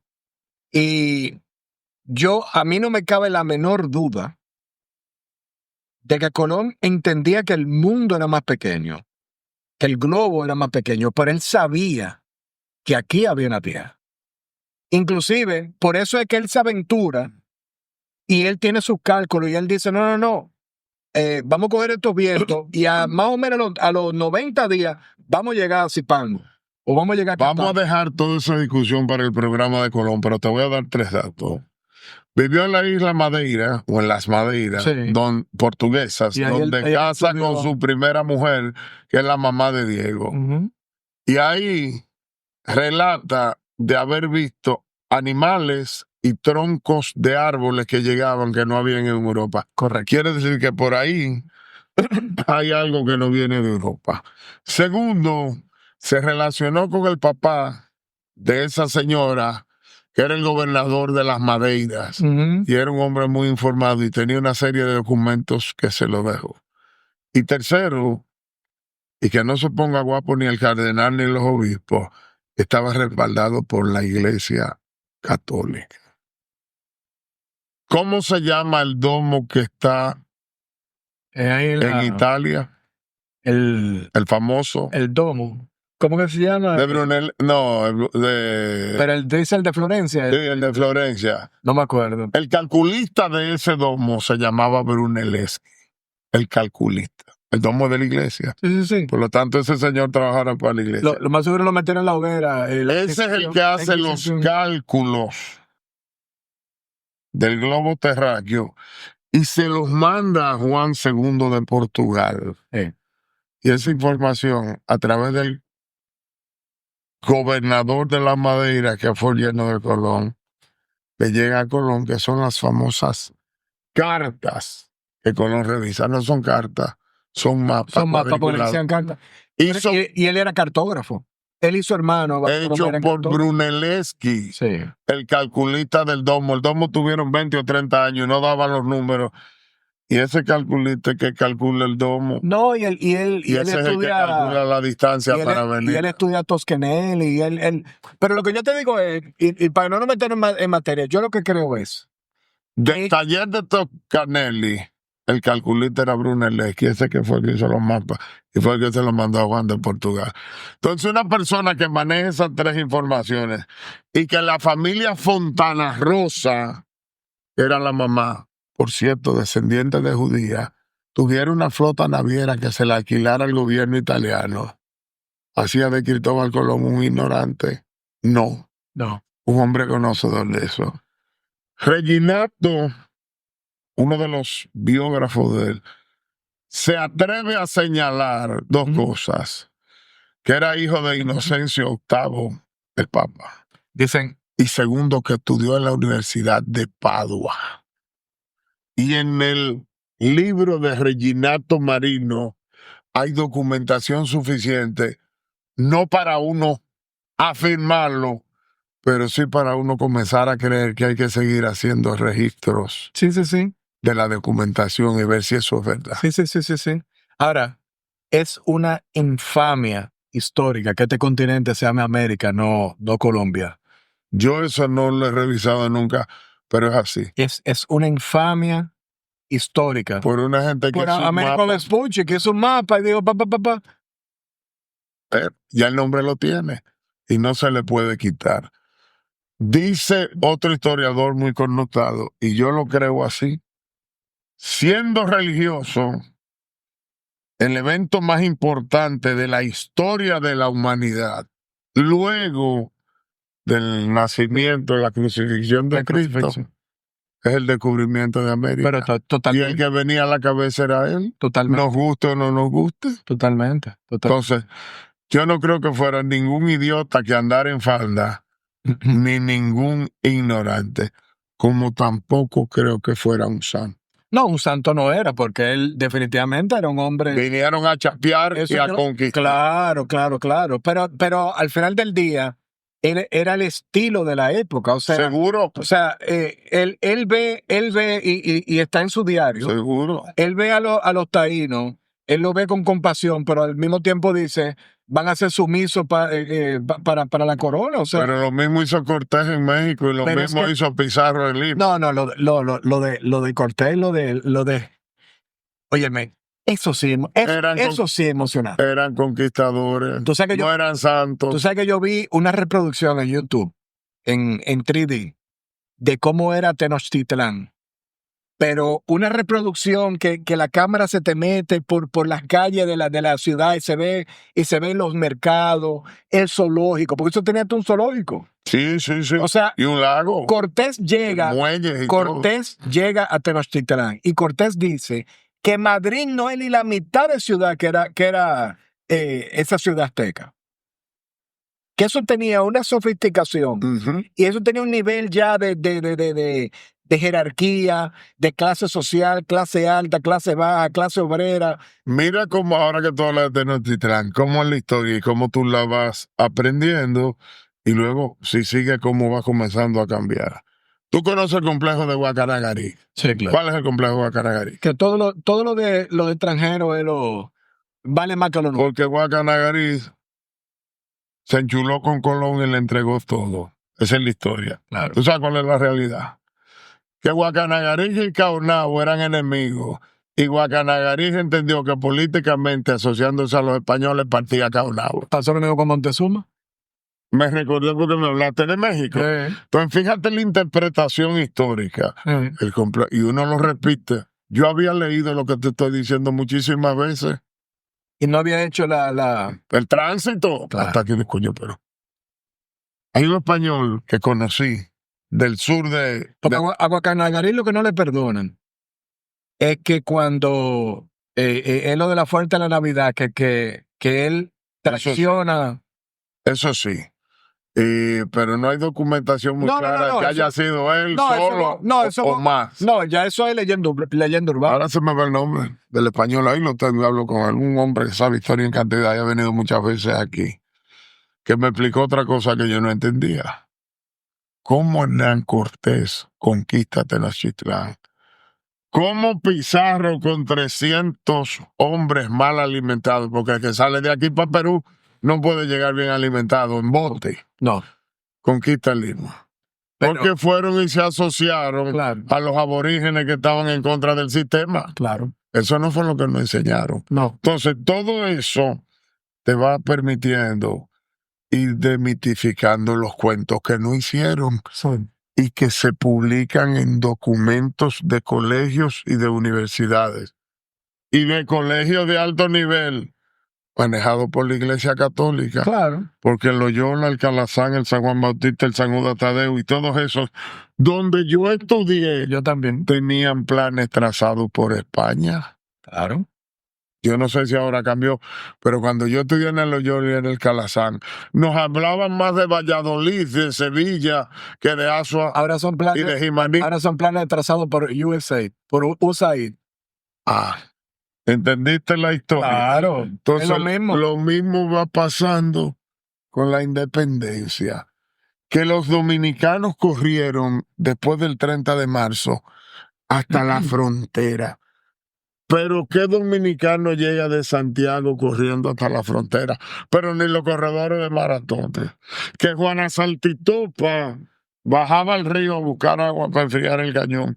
Edwin Espinal es un un mega historiador, un día me lo explicó. Ronnie, yo fui a medir la distancia y bajo una guerra una mujer no puede bajar la villa. Habrá bajado 2 veces. Sí. Y te vendieron la historia como si fuera con una manguera de bombero. Eso no le quita mérito, Juana Saltitopa. Pero no pudo haber bajado 70 veces en un día. No. Entonces la historia se va moldeando. Y ahora están apareciendo documentos históricos reales e historiadores equilibrados, que siempre lo ha habido, pero como que ahora hay más. ¿Y dónde aparecen cosas nuevas hoy en día? Muchísimo. Por ejemplo, no hace 20 o 25 años, el mismo Edwin Espinal, aunque otros dicen que fueron ellos, lo publicaron. Se encuentra un documento en Baní, en una casa de madera que iban a quemar, que era la fiscalía de aquel entonces, donde aparece Silveria Valdés. ¿Tú sabes quién es Silveria Valdés? La abuela paterna de Trujillo. Silveria Valdés tenía en la parada de la carretera o del camino vecinal San Cristóbal Baní un hotel con un bar y bebía trago con lo que se quedaba. De mala muerte. Y ahí nació un señor que se llama José Trujillo Valdés. El papá. De un oficial español que había sido mandado por España de Cuba aquí, medio de Calié, que fue policía de La Habana. Y en ese lugar, de la dueña de un hotel de mala muerte donde había un bar, un oficial bombozón español se acuesta, se aparea, se amanceba o se coge a una y nace José Trujillo Valdés. La avenida Duarte que tú conoces se llamaba José Trujillo Valdés. Como la mitad del país se llamaba de los parientes de ellos. La mamá del otro lado, del lado materno, era una haitiana que se llamaba Luisa Erciná Chevalier. Esa era la mamá de Julia Molina Chevalier. Julia Molina, la mamá de Trujillo. Sí. Que vivía donde está Peck. Correcto. En segundas nupcias se casa con Juan Pablo Pina. ¿Tú sabes quién es Juan Pablo Pina? El de la calle. Sí, y el del Hospital de San Cristóbal. Pero Juan Pablo Pina es hijo de la mano derecha de Duarte, de Pedro Alejandrino Pina. Ay, sí, claro. Y Pedro Alejandrino Pina, fundador de la primera trinitaria de los 9. Claro. Tiene un hijo y le pone Juan Pablo por Duarte. Ese es Juan Pablo Pina. Ese Juan Pablo Pina se casa con la Ercina Chevalier, abuela de Trujillo, y tiene a dos elegantes que fueron dos personajes del régimen, Plinio Pina Chevalier y Teodulo Pina Chevalier. Esos fueron los dos tíos que influyeron en Trujillo y le hicieron creer que él era un prócer. Y luego hay dos abogados connotados que son descendientes de ahí, incluyendo el último consultor jurídico del Poder Ejecutivo del gobierno anterior, del quien yo me doy el lujo de ser su dentista. Tú eres dentista de mucha gente importante. Pero tú oíste las conexiones, porque es de historia Pero que la estamos historia hablando. así, pero claro. Es que Entonces, ¿qué pasa? todo está interlazado. Ahí comienzan Por eso los que no historiadores importantes connotados a distorsionar. Que Trujillo es descendiente de un trinitario. Pues no es descendiente. No. La que se acostó con un trinitario fue la abuela. ¿Me entendiste? 100%. Son parientes, eso sí, pero no descendientes. Entonces comienzan a poner a Trujillo, poco dijo, debió haber dicho que no es padre de la patria moderna, sino trinitario también, Pero- con todo lo que le van metiendo en la cabeza a los líderes a expensas de deformar la historia. Si algo me ha demostrado mis añitos yo tengo en este país es que nosotros tenemos una alta capacidad de lambonismo. Que no te vayas más lejos. Yo creo que hay términos más grandes para lo que tú quieres decir. Mira, dos últimas preguntas. Dicho sea de paso, dos abogados connotadísimos, preparadísimos y seriosísimos. Lo que te estoy mencionando. Sí. Yo no estoy hablando de gente de primera, pero dos o tres escritores, para no decir historiadores, o dos o tres de esos que escriben. El Trujillo es descendiente de... No, pero por Dios. Pero eso se vende. Pero que eso se escribe en un papel, se consume como una realidad. Pero claro que sí, pero eso también era parte de lo que se vivía en ese momento. Digo, lo estamos viviendo hoy en día y se vivía hace 10 años. O sea, yo creo que esa es parte de nuestra idiosincrasia. Pero este país... Hay que leer, hay que leer, y no es porque somos ni mucho menos fan de Juan Bosch, pero Composición Social Dominicana es un libro que te hace una radiografía clara y precisa de lo que somos. De lo que somos como gente, o sea... Es que eso no lo dice él como político, lo dice como intelectual. Sí. Tú puedes estar de acuerdo o no con el político, eso es una cosa. Lo que estábamos hablando del otro señor, de la Máximo Gómez. Correcto. Pero su posición política es un problema de ellos. Cuando tú lees la documentación de dónde esa gente trae información, hay que ponerle atención, porque es que son historiadores cultos. Claro. Son hombres conocedores de la realidad, ¿tú entiendes? Entonces, para contestarte la pregunta, y hay fuentes nuevas, te acabo de poner ese documento. Que apareció... Esta noche voy a llamar a Edwin. Ese documento no tiene hace más de 20 años. ¿De dónde viene Trujillo? Pero no fue que me... No. Es que aquí está el documento y mira dónde borraron tal o cual cosa. Investigado por gente que sabe de eso. Y raro no lo destruyeron en el momento. Yo tengo la impresión que ese documento se quedó por error en un sitio. Seguro. Porque cuando subieron el régimen me mandaron a destruir todo eso. Seguro. El otro abuelo era un hombre de campo, decentísimo. Todo el que habla de él, incluso viejo que yo conocí. Que el abuelo materno. Sí. El abuelo materno era un campesino, un hombre seriosísimo. Pero la mamá era inquieta. La otra, inquieta. Para no usar términos que a mí no me lo uso, yo lo que soy dentista. Inquieta. Una mujer en 1865 con un hotel de 4 habitaciones. Quizá él salió. Sería una posada. Quizá él salió. Con un bar. Quizá le preñada. Quizá él sale embarazada. Sale embarazada. Inquieta. Todo eso se mandó a quemar. Todo. Se quedaron algunos documentos. Y hoy en día siguen apareciendo documentos. Ronnie, Pedro Santana debería estar en el panteón. No me preguntes eso a mí. No. Yo te voy a contestar lo que leí a un tipo brillante, amigo mío, que hoy dirige un museo que se llama José Guerrero. Tú lo conoces. Claro. El esposo de Raquelita. Sí. Que tiene el programa. Sí. O sea, que hace los escritos en... Sí. Brillante. No José Báez Guerrero. No. O sea, amigo mío, José Guerrero. No, José Báez Guerrero es el de Colorvisión, el de las cápsulas, ¿no? No, José Báez Guerrero es aquel intelectual, un hombre bueno, que tenía un programa llamado La Silla Roja. Exactamente. Pero dime. Escribió el libro de Antonio Guzmán, escribió el del Valle, ahora escribió uno del General Imperio. No. José Guerrero, el delgado, que tiene un curly, que es el jefe del museo de historia. Claro. Me dijo, yo le pregunté lo mismo que tú me preguntaste. ¿Qué te digo? Ronnie, yo no sé si tiene que estar dentro o afuera. De donde no se puede sacar a Pedro Santana es de la historia dominicana. Lo otro es una discusión política. Si ¿cómo se llama? ¿Dónde están los próceres enterrados? El Panteón, el altar de la sí, el Panteón Nacional, Panteón de la Patria. Comienzan a sacar gente. Hay que sacar la mitad. Yo lo sé. Ahí hay gente, pero no por bueno ni malo. Ahí hay gente que no hicieron nada y están ahí. Que es la esposa de Ronnie. Tiérenla con él. Entonces es el Panteón de la Patria. Entonces, pero yo lo pongo eso en el mundo de la política y le corro una respuesta. Mi posición es la de José Báez Guerrero. José Guerrero no se puede sacar de la historia. Pero ¿por qué tú crees que un hombre como un duartiano como Balaguer es que mete a Santana en el panteón? O sea, no sé si se sabe cuál fue. He oído varias veces estrategia que fue una movida política para dejarle ese rebú armado al gobierno siguiente.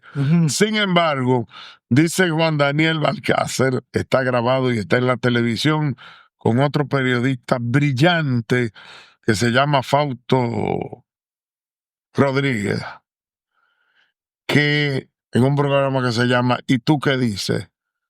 Que esa ley es de 1973, ese decreto. Por lo tanto, no fue del 78 para dejarle revuelto al PRD. No. Yo te voy a decir eso. ¿Por qué lo metió? Yo no lo sé. Yo sí oí 3 veces el discurso. Y lo que la alega en el discurso. Después que lo destruye a Santana por traidor, es que fuiste grande ante Haití. Esa frase es de él. Ahora hay historiadores que dicen que Santana no peleó y que no hizo nada. Hay historiadores que dicen eso. Que Santana no hizo nada. Déjame corregir para que no se me ofendan los historiadores. Hay gente que escribe culto y que conocen la historia que dice que Santana no peleó. Pero me reservo los nombres porque soy dentista. Si no, me botan de varios sitios. No, tú no te vas a botar de ningún lado. Tú sabes que soy así. De donde no se puede sacar es de la historia doméstica. Sí, no, ya lo que entre en el panteón o no, creo que son decisiones políticas o judiciales, no sé, yo de eso no sé. Tú sabes que Balaguer con ese tema, más o menos para la misma época de su decisión de meter a Pedro Santana en el panteón, es su decisión, para mí, fallida, de demoler el Parque Independencia, ese monumento, ese patrimonio arquitectónico histórico de la ciudad de Santo Domingo, para crear entonces, yo de verdad que no entiendo lo que está haciendo Balaguer en esos días, porque eso no había que hacerlo. Tú caíste solo en lo que yo he pensado siempre, son movimientos políticos, pero como yo no entiendo, no es que le corra que nunca he entendido la política, entonces por eso no le pongo atención. Lo mismo hizo, pero ahí se acertó políticamente. Destruyó la Plaza de la Cultura, donde vivía Trujillo. Al lado estaba el jefe de la Fuerza Armada, que era el papá de unos amigos tuyos y míos, don Pupo Román. Más para allá estaba Angelita. Lo borró, hizo la plaza y borró la historia de Trujillo. Tremendo. Un movimiento político, creo yo que es genial. Tal vez te equivocamos, yo no entiendo la política. Coño, pero ¿y por qué no dejaron eso? Eso pudo haber sido un museo. No, pero ahí sí yo creo que fue acertado. Porque el museo del genocidio de Hitler está ahí. Y por eso al día de hoy, ahí, mi cuñado es alemán Y por eso al día de hoy, esa gente tan clara con su pasado. Y hace lo posible por no repetir. Pero políticamente, Balaguer hizo lo que le convenía. Déjame claro. borrar esto y Sí, yo claro, como. porque- Y eso yo Porque él era trujillista, él era parte del régimen, él tenía que borrar eso lo más rápido posible. borró, se quedó No, arriba y cogió más brillo. Y Tal vez fue eso. y nosotros como ciudadanos de esta ciudad, yo no ni soñaba nacer en ese momento, pero heredamos ese, de los pocos Una joya. pulmones que hay Eso es una joya. Una joya. Un teatro exquisito. El museo que maneja José Guerrero. Ujú. Ven estos días, ahí está el barco de Camaño y eso. Y el carro de Antonio de la Maza, donde mató. Sí. Exquisitez. Sí. Después de atrás de Historia y Geografía, que se cerró un tiempo, también está abierto a Plaza de la Cultura. Esa biblioteca que hicieron, que se llama, creo que Juan Bosch. No es Pedro Mir, ¿qué se llama? Algo así. No, No, el Juan salón de Pedro Mil, creo. Y Bosch. Sí, yo creo que el ala 9 es Juan Bosch. eso tiene Yo nunca he ido. Nunca he ido. Alex, yo he dado cursos de odontología, voy por mis 504 cursos, toda América y parte de Europa, y ya llegué a Israel. Y tú entras a ese escenario, Mira, a ese auditorio, pero una cosa hecha por el libro. Es que ahí era que estaba la casa de Trujillo, donde está la Biblioteca Nacional. Ah, sí. Estaba la casa de Trujillo. Yo pensé que la casa de Trujillo estaba donde está el teatro. No, ahí en esa estaba, esquina. ahí estaba la de Angelita. O sea, la Angelita miraba hacia la Donde abuela, está el teatro, viendo a la Máximo Gómez, está Angelita. mirando a la abuela al frente. Bueno, la abuela está una cuadra Una más cuadra arriba. más para arriba, sí. Y Modesto Díaz en esta esquina. En esa que va para allá estaba la Embajada Americana, que está ahí. Que está ahí todavía, sí. Antes Trujillo, que es donde está la Biblioteca Nacional. Y aquí Pupu Román, que era el jefe de la Fuerza Armada. Todo eso. Y yo entiendo que todo se llamaba Estancia Radamés, no la casa de Trujillo, porque Estancia Ramfi era la Cancillería. Sí. Pero yo no creo. Que en ese momento era de él también. Claro que sí. O sea, él Ahí sigue usando. Ahí durmió la siesta el día que lo mataron. Se levantó allá, fue al palacio, durmió la siesta y lo mataron. Ronnie, cuando tú estás hablando de este mapa, ¿se te olvidó la casa de un señor que estaba ahí al frente también, cruzando la calle? Está el Vaticano y estaba la otra. Que él, después te voy a decir por qué él brincó ahí, porque quien fue a arreglar los papeles en el 54 a Roma fue él. Pero la casa... Era así, el Vaticano. Pero la casa de él estaba bien cerquita. ¿Usted sabe el cuento? No. Que Trujillo le dijo que cogiera el solar y se hiciera una casa. Y fue al banco de reserva, buscó un préstamo y lo pagó chele por chele. Hasta el último. Un amigo mío me enseñó un recibo un día. No, si algo... ¿Cómo? No, si algo estamos claros es que ese señor no tenía el más mínimo interés de... No estoy hablando bien de los políticos ni mal. Estamos hablando de historia. Y es una historia muy interesante. Entonces él estaba ahí. Pero es que vamos a hablar de Trujillo en otro programa. No, ese va.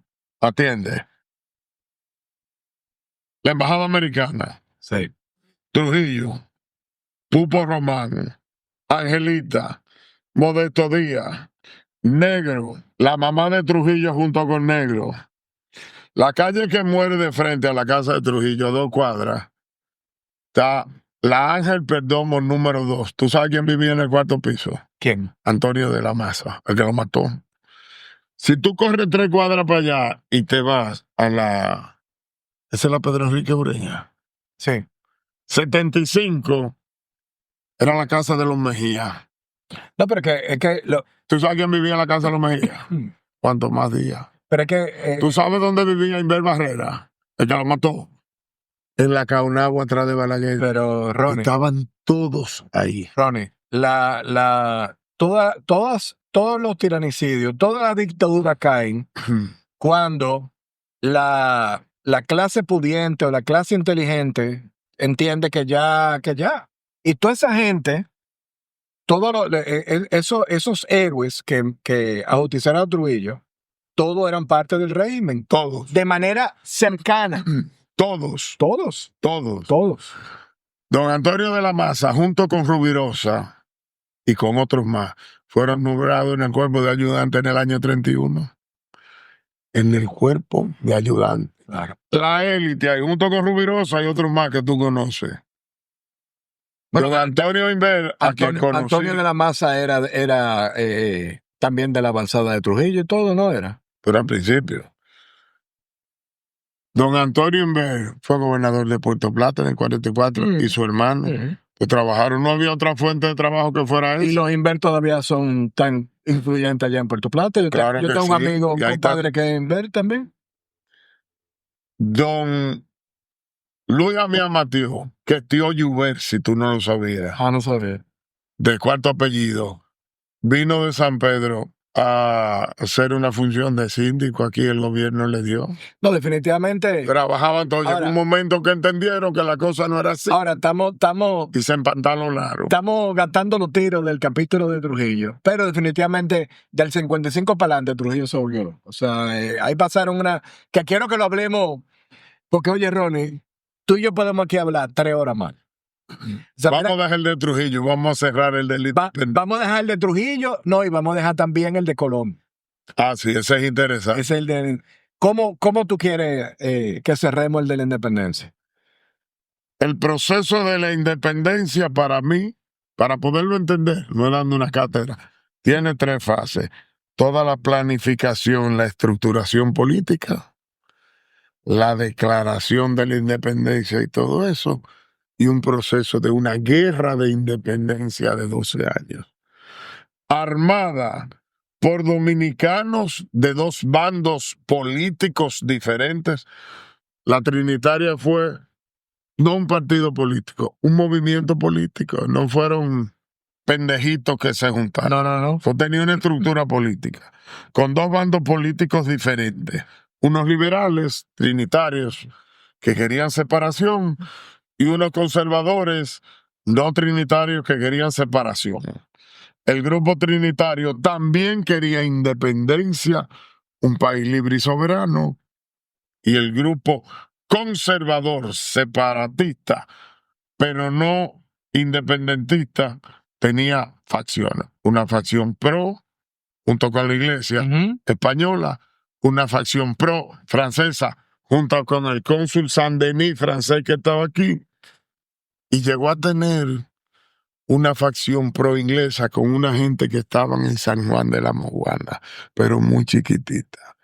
Esos grupos, luego de declarada la independencia, tuvieron que negociar para enfrentar a Haití, y en ese proceso de guerra y luego llegada la independencia, se acaban de separar y se enfrentan a muerte.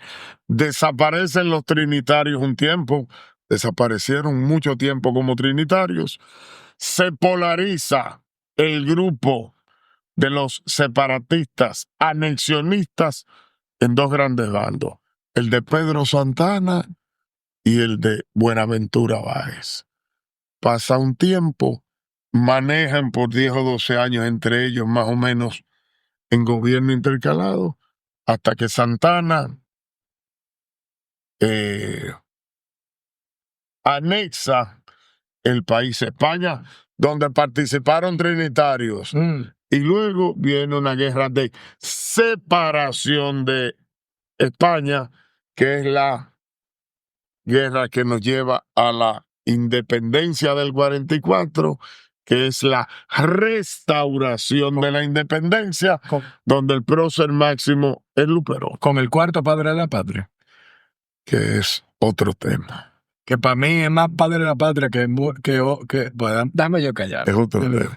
Ronnie, de verdad, qué lujo, qué gustazo. Gracias a ti. Qué gustazo ha sido esta conversación. De verdad, mira, yo espero vernos en un par de meses con Trujillo, en mayo, y vamos a inventarnos algo para el verano. Y después cerramos. Y después cerramos en octubre. En octubre con Colón. Con gusto. De verdad, muchísimas gracias. Y esta hora me queda comodísimo, porque tú sabes, yo trabajo el día entero. Claro. Entonces, de verdad, me queda cómodo. Muchísimas gracias. Es una buena excusa para salir de la oficina. Y yo estoy seguro, y este capítulo va a salir el 27 de febrero. O sea que, y voy a hacer, incluso voy a hacer, Mike, vamos a hacer lo posible por tirar el 26 en la noche. Para que de verdad... Junto con Santana. Mira, de verdad, junto con Santana. Muchísimas gracias por su sintonía. Nos vemos para la próxima. Chao.